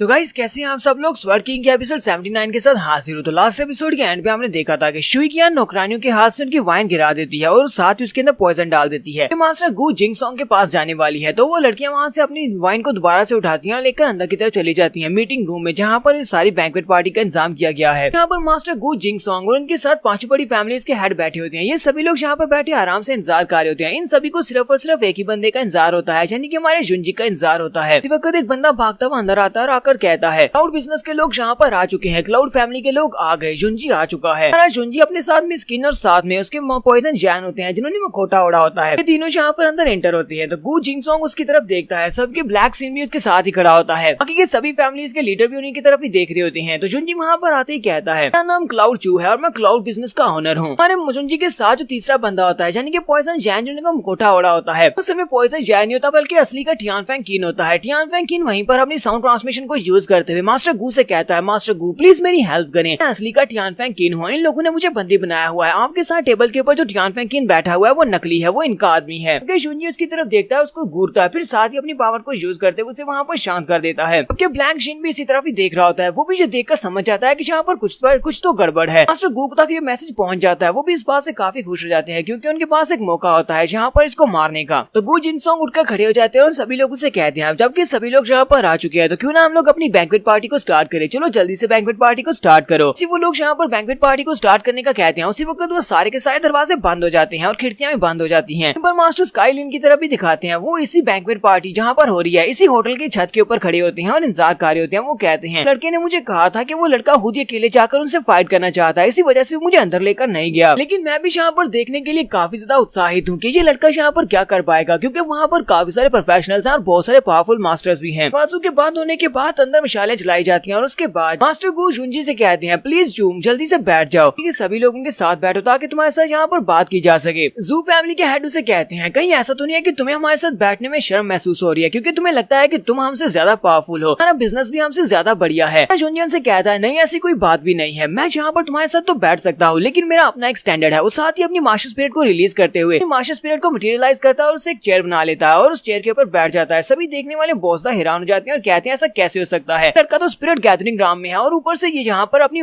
मार्शल आर्ट की कल्टीवेशन को रियलाइज भी कर सकता है और उससे एक चेयर बना सकता है। मुझे नहीं लगता कि एल्डर गु भी यहाँ पर ये सब कुछ कर सकते होंगे, वो भी यहाँ पर अपनी स्पिरिट को मटेरियलाइज कर सकते होंगे। हमारा जुंजी अपनी चेयर के ऊपर बैठ जाता है और उनसे कहता है मुझे लगता है कि तुम सभी को तुम्हारा जवाब मिल गया होगा। जाओ फैमिली के हेड हमारे जुंजी से कहते हैं हाँ ये बात वाकई में सच है कि तुम्हारा क्लाउड बिजनेस इस वक्त लाइमलाइट में है, यानी कि तुम्हारे क्लाउड बिजनेस को पर लगे हुए हैं, वो बहुत ज्यादा तरक्की कर रहा है, तुम बहुत ज्यादा मतलबी इंसान हो। जुंजी कहता है क्या तुम्हें लगता है कि मैं कुछ ज्यादा ही मतलबी हूँ, लेकिन सभी लोगों को अच्छी तरह से पता है, हालांकि तुम सभी लोग तो यहाँ पर बिजनेस कर रहे हो और तुम सभी को अच्छी तरह से पता है कि बिजनेस करने के लिए आपको मतलबी होना पड़ता है, तभी आप यहाँ पर बिजनेस कर सकते हैं। जुंजी उनसे कहता है कि तुम सभी लोग यहाँ पर लू फैमिली की बात कर रहे हो, तो लू शुई फैमिली के लोग जो थे वो इस तरह की चीजें बेच रहे थे जो कि बहुत ज्यादा डिफेक्टिव थी, वो कस्टमर्स के लिए बहुत ज्यादा नुकसानदेह थी, इसी वजह से वो रंगे हाथों पकड़े गए और उनका बिजनेस डाउन हो गया। इसी वजह से क्या इसमें मेरी को गलती है? चिन्नाई लू उसकी बात सुनने के बाद से कहता है क्लाउड चू तुम यहाँ पर मुझे ऐसे सारी बातें करके गुस्सा नहीं दिला सकते हो, ना ही मैं यहाँ पर गुस्सा होने वाला हूँ, क्योंकि किसी मरने वाले इंसान की सुनने के बाद गुस्सा होने का क्या फायदा जो कि अभी थोड़ी देर के बाद यहाँ पर मरने वाला है। तुम्हारा जुंजी से कहता है मिस्टर लू लगता है कि तुमने मेरी बात को गलत समझ लिया, आज मैं यहाँ पर तुम सभी को प्रवोक करने के लिए नहीं आया, बल्कि मैं तुम सभी से बिजनेस की बात करने के लिए आया हूँ। वो लोग भी इसकी बात सुनने के बाद काफी ज्यादा हैरान होते हैं। तो टियानफेंग कीन उसे कहता है तुम यहाँ पर कौन से पीस की बात करते हो, लगता है कि तुम हमारे साथ कोई समझौता करना चाहते हो, लोग तुम्हारे साथ समझौता करने को तैयार हैं, अगर तुम अपने क्लाउड बिजनेस को बंद कर देते हो तो हम लोग तुम्हारे साथ समझौता कर लेंगे, हम तुम्हारी जान बख्श देंगे, और इसके साथ मेरी कुछ और शर्तें भी हैं। तुम्हें अपने पास जितने भी एलिक्सर्स के फार्मूला हैं वो सारे के सारे मुझे देना होंगे और साथ में उस ट्राइपॉड को भी मुझे देना होगा और साथ में स्किन भी मेरी हो जाएगी, उसे मुझे दे दो और मैं तुमसे वादा करता हूँ कि मरने के बाद तुम्हारी बॉडी को बिल्कुल इंटैक्ट छोड़ देंगे, यानी कि उसके पीसेस नहीं करेंगे। बाकी के सभी लोग भी वहाँ पर हंसना शुरू कर देते हैं, जबकि इनमें से जू फैमिली के बेल्टर जो होते हैं वो मिस किन से कहते हैं, मिस किन क्या तुम यहाँ पर क्लाउड शू के लिए सैक्रिफाइस देने को तैयार हो? क्या तुम्हें लगता है कि तुम इसके लिए अपनी जान दांव पर लगाओगी? हमारा शुंजी उसकी बात सुनने के बाद कहता है, मिस्टर जू तुम्हें इस बारे में क्या लगता है? तुमने यहाँ पर जो भी बात की है इस बात के करने पर मैं तुम्हारी जान भी ले सकता हूँ, इसलिए सोच समझ कर बात करो। शुंजी उन लोगों से कहता है, क्या तुम लोगों को लगता है कि मेरा क्लाउड बिजनेस इतना ज्यादा कमजोर बिजनेस है? तुम सभी लोगों में से कोई भी यहाँ पर आएगा और हमें दीवार के साथ लगा देगा? ऐसा नहीं हो सकता। बिजनेस एक बहुत ही पावरफुल बिजनेस है। मैं तो आज यहाँ पर तुम सभी लोगों से मदद लेने के लिए आया था ताकि तुम सभी लोग अपने बिजनेस को मेरे बिजनेस के साथ मर्ज कर दो और उसके बाद तुम लोगों को भी काफी ज्यादा फायदा होगा। चिन्नई लू से कहता है, तुम्हें क्या लगता है कि तुम कौन हो? तुम्हारी औकात ही क्या है? तुम बाहर से आकर हमारे साथ आकर हमें कोऑपरेट करने का कह रहे हो? ऐसे कोई भी तुम्हारे साथ कोऑपरेट नहीं करना चाहता। शुंजी से कहता है, लगता है कि तुम यहाँ पर सिचुएशन को ठीक तरह से रीड नहीं कर पा रहे। हम लोग यहाँ पर क्वालिटी की बात करें तो हमारी पिल्स की क्वालिटी तुम्हारी क्वालिटी से बहुत ज्यादा बेहतर है और हम लोग अपनी क्वालिटी को यूज करते हुए तुम्हारे सभी के बिजनेस को ठप कर सकते हैं। इसलिए मैं तुम्हें यहाँ पर एक मौका दे रहा हूँ ताकि तुम लोग अपने बिजनेस को बनाए रख सको, तुम लोग भी इससे प्रॉफिट हासिल कर सकते हो।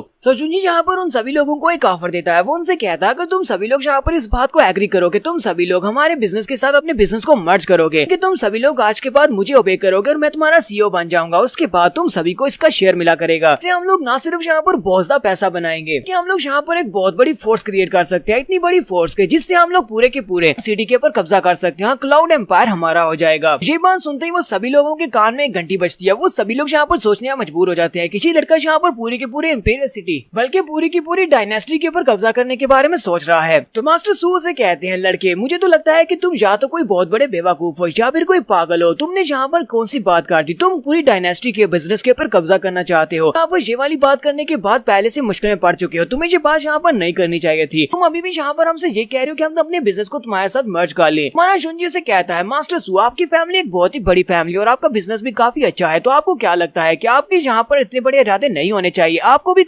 पूरी की पूरी क्लाउड डायनेस्टी के ऊपर कब्जा करने के बारे में सोचना चाहिए। मैं तो आपको मास्टर बनाना चाहता हूँ, जबकि आप तो यहाँ पर किसी एक के ऑर्डर्स को फॉलो करना चाहते हैं। क्या आप अपनी बाकी की सारी जिंदगी कुत्ता बनकर दूसरे के ऑर्डर्स को फॉलो करते रहेंगे? मास्टर जाओ से कहते हैं, लड़के हमारे पास अपने आइडियाज हैं और हमें पता है कि हमें किसको फॉलो करना है, तुम्हें हमें ये बताने की जरूरत नहीं है कि हमें किसको फॉलो करना चाहिए। शुंजी से कहता है, मास्टर जाओ क्या वाकई में आपको ऐसा लगता है कि आपको किसको फॉलो करना चाहिए? तो मुझे लगता है कि आपको यहाँ पर अपनी आंखें खोलने की जरूरत है। तो शुंजी उनसे कहता है, तो मैं यहाँ पर तुम सभी लोगों से एक वादा करता हूँ, अगर तुम सभी लोग मेरे साथ अपने बिजनेस को मर्ज करोगे तो हम सभी लोग इक्वल होंगे, हम सभी लोग एक ही टेबल पर बैठेंगे, पर तुम सभी लोगों को बराबर के प्रॉफिट्स दूंगा। हम सभी लोग आपस में बहुत सारे रिसोर्सेज को शेयर करेंगे, जहाँ तक कि टैलेंट नेटवर्क को, और इसके साथ साथ बहुत सारे प्रॉफिट्स को भी आपस में शेयर करेंगे। रही बात यहाँ पर तुम्हारे पर रूल करने की, तो मैं ऐसा बिल्कुल भी नहीं करूंगा जैसे कि ड्रीम फैमिली वाले तुम्हारे पर रूल कर रहे हैं। वो तुम्हारे पर सख्ती के साथ तुम्हारे पर से ऑर्डर्स जारी करते हैं और तुम्हें वो काम करना पड़ता है। ड्रीम फैमिली की तरह बिल्कुल भी नहीं हूँ। ड्रीम फैमिली वालों का वादा है कि वो तुम्हें यहाँ की बड़ी फैमिली बना देंगे और तुम्हारे बिजनेस को और ज्यादा बढ़ा देंगे, लेकिन असल में तो ये लोग तुम्हें धोखा दे रहे हैं। सभी लोगों के पास इन लोगों ने अपनी पिल्स भिजवाई होंगी ताकि वो तुम लोग उन पिल्स को बेच सको, बिजनेस को बढ़ा सको, लेकिन असल में उन पिल्स के अंदर एक स्पेशल केमिकल है जिसे हीन कहते हैं, जिससे ये लोगों को एडिक्ट बनाते जा रहे हैं। ये इस डायनेस्टी के वॉरियर्स को कंट्रोल करना चाहते हैं। तो मास्टर जिनसोंग गू को भी एक झटका लगता है कि इस लड़के को तो पहले से इस बारे में पता चल चुका है। वो पांचों फैमिलीज के मास्टर जब ये बात सुनते हैं कि उनके पिल्स के अंदर हीन है और ये लोग वॉरियर्स को कंट्रोल कर रहे हैं, वो सभी लोग ये बात सुनते ही बहुत ज्यादा हैरान हो जाते हैं। मास्टर जिनसोंग गू चिल्लाकर कहते हैं, लड़के अपनी बकवास बंद करो, क्या लगता है कि तुम इस तरह की बकवास करोगे सभी लोग इस बात पर भरोसा कर लेंगे? मास्टर गू भी सोच रहे होते हैं, ये लड़का यहाँ पर बिना डरे ये सारी बात कह रहा है, इसका मतलब यह किसे सारी की सारी सच्चाई पता है, इसी वजह से यहाँ पर चला आया। कुछ भी करके इस लड़के को आज ही यहीं पर मारना होगा। मास्टर गू बाकी सभी लोगों से कहते हैं, तुम सभी लोगों को इसकी बात के ऊपर भरोसा करने की जरूरत नहीं है, ये यहाँ पर झूठ बोल रहा है। फिर वो साथ ही कहता है, तुम में से कोई आगे बढ़ो और इस लड़के को मार डालो। चिन्नई लू कहता है, तो सबसे पहले तो मैं आगे बढ़ूंगा, वो वक्त आ चुका है जब हम लोग इस लड़के को मारने वाले हैं, तो इसका वक्त आ चुका है। जैसे ही आगे बढ़ता है और अपनी साइड के ऊपर देखता है तो उनमें से कोई भी इसके साथ आगे नहीं बढ़ता। वो तीनों ही वहीं पर पीछे चुपचाप खड़े होते हैं। वो उनसे कहता है, तुम लोग वहाँ पर क्या कर रहे हो? कि हमारा शुंजी चिन्नई लू की तरफ घूर कर देखता है तो भी बेचारा बहुत सा घबरा जाता है, कहता है, नहीं नहीं मैं तो यहाँ पर इससे फाइट नहीं करने वाला। यहाँ पर सबसे पहले मास्टर सू बोलते हैं। मास्टर सू से कहते हैं, मिस्टर गू ये बात तो चलो ठीक है कि आप दूसरों को यहाँ पर पॉइजन देना चाहते हैं, चाहे पॉइजन ही दे लें, या फिर आप उनको कंट्रोल करना चाहते हैं तो कंट्रोल कर लें। यहाँ बुरी बात तो यहाँ पर यह है कि हम लोग भी इन पिल्स को यूज कर रहे हैं, हम लोग भी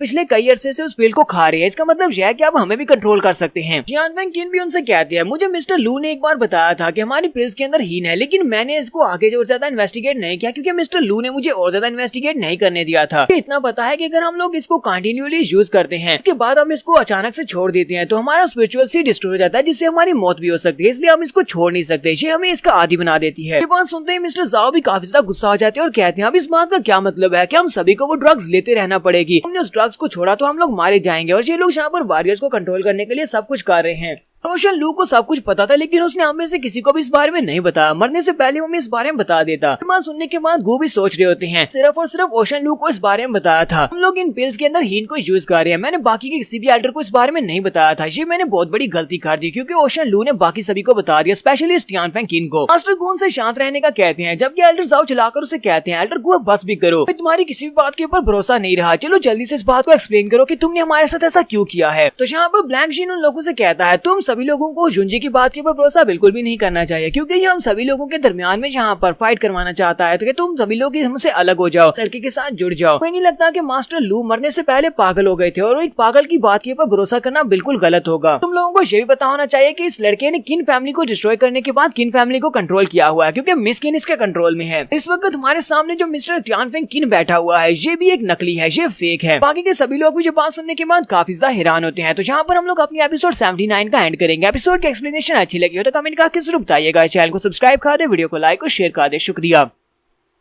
तो गाइस कैसे हैं आप सब लोग? स्वर्ड किंग के एपिसोड 80 के साथ हाजिर हो। तो लास्ट एपिसोड के एंड पे हमने देखा था कि ब्लैंक जिन बाकी सभी लोगों से कहता है, तुम सभी लोगों को यहाँ पर इस लड़के की बातों के ऊपर विश्वास करने की जरूरत नहीं है, ये झूठ बोल रहा है। लड़के ने लू फैमिली के एल्डर को पागल कर दिया था, और एक पागल की बात को कैसे माना जा सकता है, और किन फैमिली को ये लड़का कब से कंट्रोल कर रहा है, क्योंकि मिस्किन इसके साथ है। हमारे सामने जो बंदा बैठा हुआ है टियान फेंग किन, ये भी एक नकली है, ये असली का नहीं है, बल्कि ये जुनजी का ही आदमी है, यहाँ पर इसका मुखौटा पहनकर बैठा हुआ है। ब्लैंक जिन उन लोगों से कहता है कि तुम सभी लोगों को इस बात के ऊपर विश्वास नहीं है, तो फिर ठीक है, मैं तुम सभी लोगों को ये बात साबित करके दिखाता हूँ। वो जल्दी से उसके ऊपर अटैक करने के लिए आगे बढ़ता है, यानी टियान फेंग किन के ऊपर अटैक करने के लिए आगे बढ़ता है। वो जैसे उसके ऊपर अटैक करने लगता है, उसी वक्त वहाँ पर जितनी मिसालें होती हैं वो सारी की सारी बुझ जाती हैं और अंधेरा हो जाता है। वहाँ पर अंधेरा होता है, अंधेरा होने के बाद दिखाते हैं कि वहाँ पर किसी की मौत हो जाती है। जब ब्लैंक जिन वहाँ पर अपने पंजे को घुमाते हुए अटैक करता है, तो वो सामने उसके टियान फेंग किन होता है, तो टियान फेंग किन मर जाता है, उसका ब्लड बहता है। फिर से वहाँ पर लाइट रोशन हो जाती है, यानी कि जितनी मोमबत्तियां होती हैं वो फिर से जल जाती हैं। उसके बाद दिखाते हैं कि टियान फेंग किन मर चुका होता है। बाकी के तीनों मास्टर से देखकर बहुत ज्यादा हैरान होते हैं और कहते हैं, इसने तो वाकई में किन को मार दिया है। ब्लैंक जिन उसे मारने के बाद उन लोगों से कहता है, क्या तुम लोगों ने देखा कितनी आसानी के साथ इसको मार दिया है, जबकि इस असली के टियान फेंग किन का लेवल मुझसे हाई है, वो इतनी आसानी के साथ कैसे मार सकता है। तो सिर्फ और सिर्फ एक पपेट है जिसने अपने चेहरे के ऊपर मास्क लगाया हुआ है, ये असल में जुंजी का आदमी है। मैं अभी इसका मास्क उतारता हूँ और अपने पंजे को आगे बढ़ाता है, उसके चेहरे के ऊपर लगाते हुए उसके चेहरे के ऊपर से सारी खाल को उधेड़ देता है, लेकिन उसके चेहरे के नीचे से कोई भी मास्क नहीं निकलता, बल्कि उस बेचारे के ऊपर से सारा चमड़ा भी उतर जाता है। ये देखकर तो ब्लैंक जिन खुद भी काफी ज्यादा हैरान हो जाता है और कहता है, ऐसा कैसे हो सकता है, ये तो असली है। वहाँ पर लाइट बुझी थी। उसी वक्त यूई फैमिली का जो एल्डर था, पॉइजन जैन को वहाँ से चेंज करके असली के टियान फेंग किन को वहाँ पर बिठा दिया था। पॉइजन जैन हमारे जुंजी के पीछे आने के बाद से कहते हैं, मास्टर मुझे बचाने के लिए आपका शुक्रिया। जुंजी से कहता है, जाओ जाकर रेस्ट करो, तुम्हारा मिशन पूरा हो चुका है। हमारा जुंजी तालियां बजाते हुए आगे बढ़ता है और उसे कहता है, ब्लैंक जिन तुमने यहाँ पर वो काम कर दिया जो कोई आम इंसान नहीं कर सकता था। तुमने यहाँ पर टियान फेंग किन को सजा दे दी ताकि तुम लोग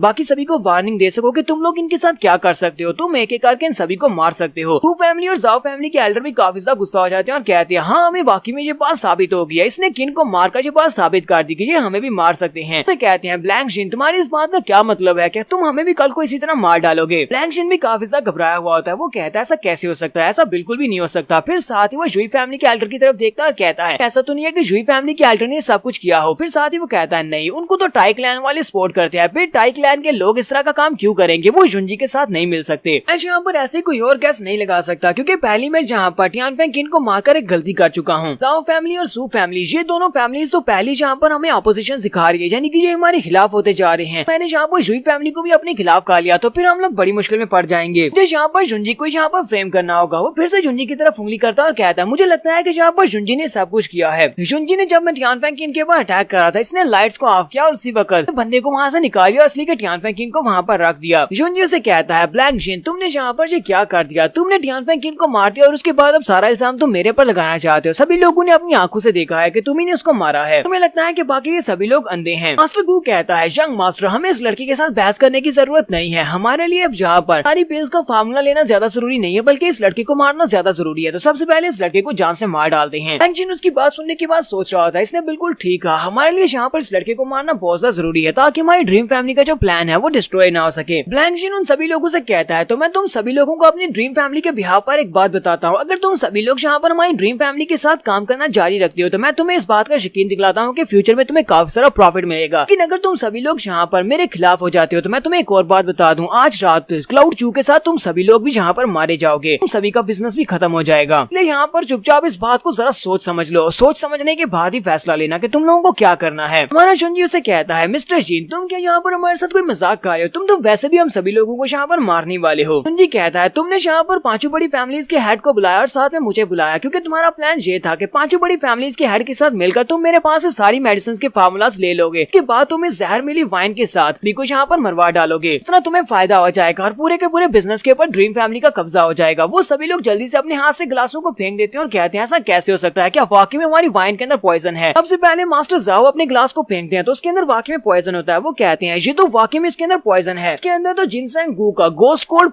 पॉइजन है, ये तो अपने पॉइजन को यूज करके हमें मारना चाहता है। जिनसेंग गू भी इस बात से काफी ज्यादा हैरान हो जाते हैं। मास्टर सू भी चिल्लाकर उनसे कहते हैं तुम दोनों यहाँ पर कर क्या रहे हो, हम लोग ड्रीम फैमिली के लिए सब कुछ कर रहे हैं, हमने बहुत ज्यादा मेहनत की, तुम लोग यहाँ पर हमें पॉइजन देकर मारना चाहते हो, तुम्हें अपना फायदा मिल गया और उसके बाद अब तुम हमें रास्ते से हटाना चाहते हो। मास्टर गू लोगों से कहते हैं मैंने यहाँ पर इस वाइन को खुद भी पिया है, तो अगर मैंने यहाँ पर इस वाइन को पिया है मतलब यह है कि इसके अंदर पॉइजन नहीं है, तो फिर मैं यहाँ पर पॉइजन क्यों डालूंगा। शुनजी कहता है मुझे लगता है कि एल्डर गू आपने पहले से यहाँ पर एंटीडोट की दुआ ली होगी क्योंकि आपने एंटीडोट लिया हुआ है, इसी वजह से पॉइजन वाइन को पीने के बाद भी आपको कुछ भी इफेक्ट नहीं पड़ा, हम लोगों ने भी आपको देखकर इस वाइन को पीना शुरू कर दिया। एल्डर गू कहते हैं यहाँ पर कुछ ना कुछ तो गड़बड़ है, वाइन के अंदर तो वाकई में मेरा ही पॉइजन है, लेकिन ये पॉइजन किसने डाला होगा। उनकी नजर वहाँ पर शुई कियान के ऊपर पड़ती है। कहते हैं मुझे यहाँ पर जितना याद है यहाँ पर सिर्फ और सिर्फ एक ही बंदा ऐसा कर सकता है, शुई कियान है, क्योंकि शुई कियान वहाँ पर पहले नहीं थी। जल्दी से अपनी मास्टर स्पिरिट को रिलीज करते हैं और अपनी मास्टर स्पिरिट के साथ शुई कियान के ऊपर अटैक कर देते हैं। शुई कियान कहती है ये तो बहुत ही बुरा है, इनको पहले से पता चल चुका है कि मैंने ये किया है, कि अटैक को वहाँ पर ब्लॉक कर दिया, लेकिन वो पीछे की तरफ गिर जाती है। एल्डर गू से कहते हैं तुम्हारी हिम्मत कैसे हुई, तुम गद्दार लड़की, तुमने हमें धोखा दिया है, मुझे लगता है कि यहाँ पर इस वाइन के अंदर तुमने पॉइजन डाला है। तो शुई कियान उनसे कहती है जी आप किस तरह की बात कर रहे हैं, मैं ऐसा क्यों करूंगी, मैं भी ड्रीम फैमिली की एक स्टूडेंट हूँ, मेरे पर शक कैसे कर सकते हैं। लगता है कि आप यहाँ पर क्लाउड चू के बिछाए हुए जाल में फंसते जा रहे हैं, उसने ये सब कुछ किया और वहाँ पर हमारे दरमियान फाइट करवाना चाहता है। चिन्नई लू भी भागता हुआ शुई कियान के सामने आकर खड़ा जाता है और कहता है मास्टर प्लीज रुक जाएं। आज ये बात वाकई में सच है कि शुई कियान जुंजी को जानती है, ये दोनों बचपन में एक दूसरे के दोस्त थे, लेकिन अब इन दोनों की आपस में दुश्मनी है और ये दोनों एक दूसरे को देखना पसंद नहीं करते। पर से मैं सारा वक्त इस लड़की के साथ था, फिर ये लड़की आपकी वाइन के अंदर पॉइजन कैसे डाल सके, इसने ये सब कुछ नहीं किया। चिन्नई लू मास्टर गू से कहता है मास्टर क्या आप इस बारे में भूल चुके हैं, इसी लड़की ने अपने मुंह के रास्ते से स्पिरिट ईटिंग वर्म को शुंजी के मुंह में डाला था ताकि उसको मरवाया जा सके, फिर ये इस लड़की की हेल्प क्यों करेगी। मास्टर गू भी उसकी बात सुनने के बाद गुस्सा आ जाते हैं और उसे जबरदस्त थप्पड़ मारते हैं और कहते हैं बेवकूफ अपना मुंह बंद करो, जहाँ पर सभी के सामने ये बात क्यों कर रहे हो। चिन्नई लू उड़ता हुआ पीछे वाली दीवार के साथ जाकर टकराता है, जैसे वो दीवार के साथ जाकर टकराता है तो उसके बेचारे का सर फट जाता है और काफी सारा ब्लड बहता है, उसके दांत भी टूट जाते हैं और वहीं पर गिरकर बेहोश हो जाता है। क्योंकि सभी लोग भी कहते हैं एल्डर गू बहुत ज्यादा पावरफुल है, हम सभी मिलकर भी इसका मुकाबला नहीं कर पाएंगे, लगता है कि आज हम सभी फैमिली मेंबर्स को यहीं पर मरना पड़ेगा क्योंकि हम लोग इसका मुकाबला नहीं कर सकते, अब हम लोग क्या करेंगे। तो शुई कियान भागती हुई अपने बॉयफ्रेंड के पास चली जाती है, जबकि मास्टर गू कहते हैं लू एक बेकार इंसान था, मैंने उसको सारी सच्चाई बताई थी लेकिन वो सच्चाई को दबाकर नहीं रख सका, बेकार बच्चे ने भी यहाँ पर सारी की सारी सच्चाई को उगल दिया, तुम सभी लोग बिल्कुल बेकार हो, तुम सभी लोगों को जिंदा रखने का कोई भी फायदा नहीं है।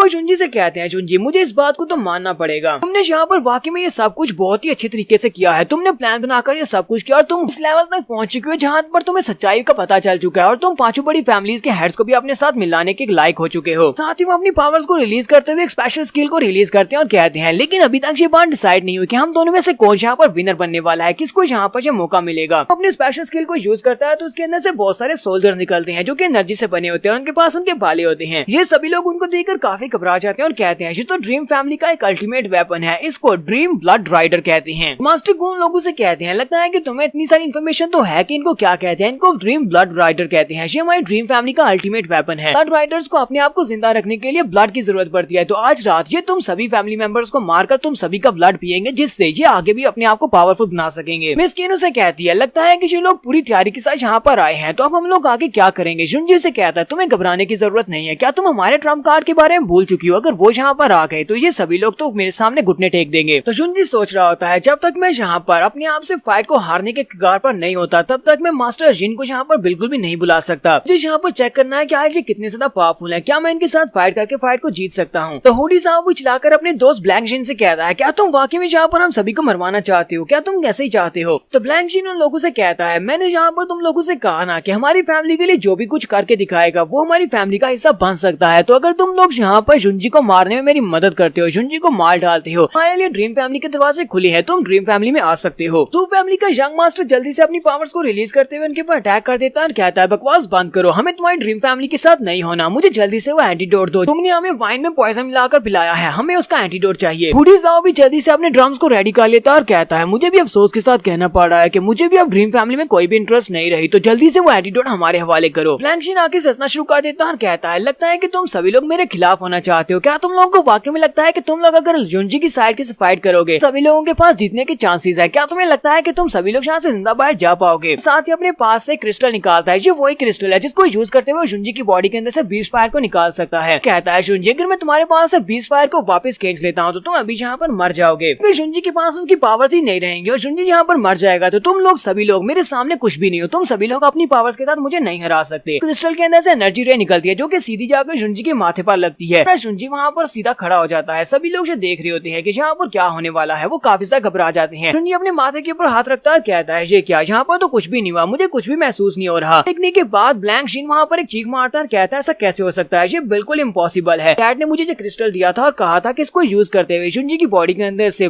बीस्ट फायर को निकाल लेना, लेकिन बीस्ट फायर तो निकली ही नहीं। उस क्रिस्टल के ऊपर लिखा होता है कि हमें इस लड़के की बॉडी के अंदर कोई भी बीस्ट फायर नहीं मिली, तुम दोबारा से स्कैन कर सकते हो। तो यहाँ पर हम लोग अपनी एपिसोड 80 का एंड करेंगे। एपिसोड की एक्सप्लेनेशन अच्छी लगी हो तो कमेंट करके जरूर बताइएगा। चैनल को सब्सक्राइब कर दे, वीडियो को लाइक और शेयर कर दे। शुक्रिया।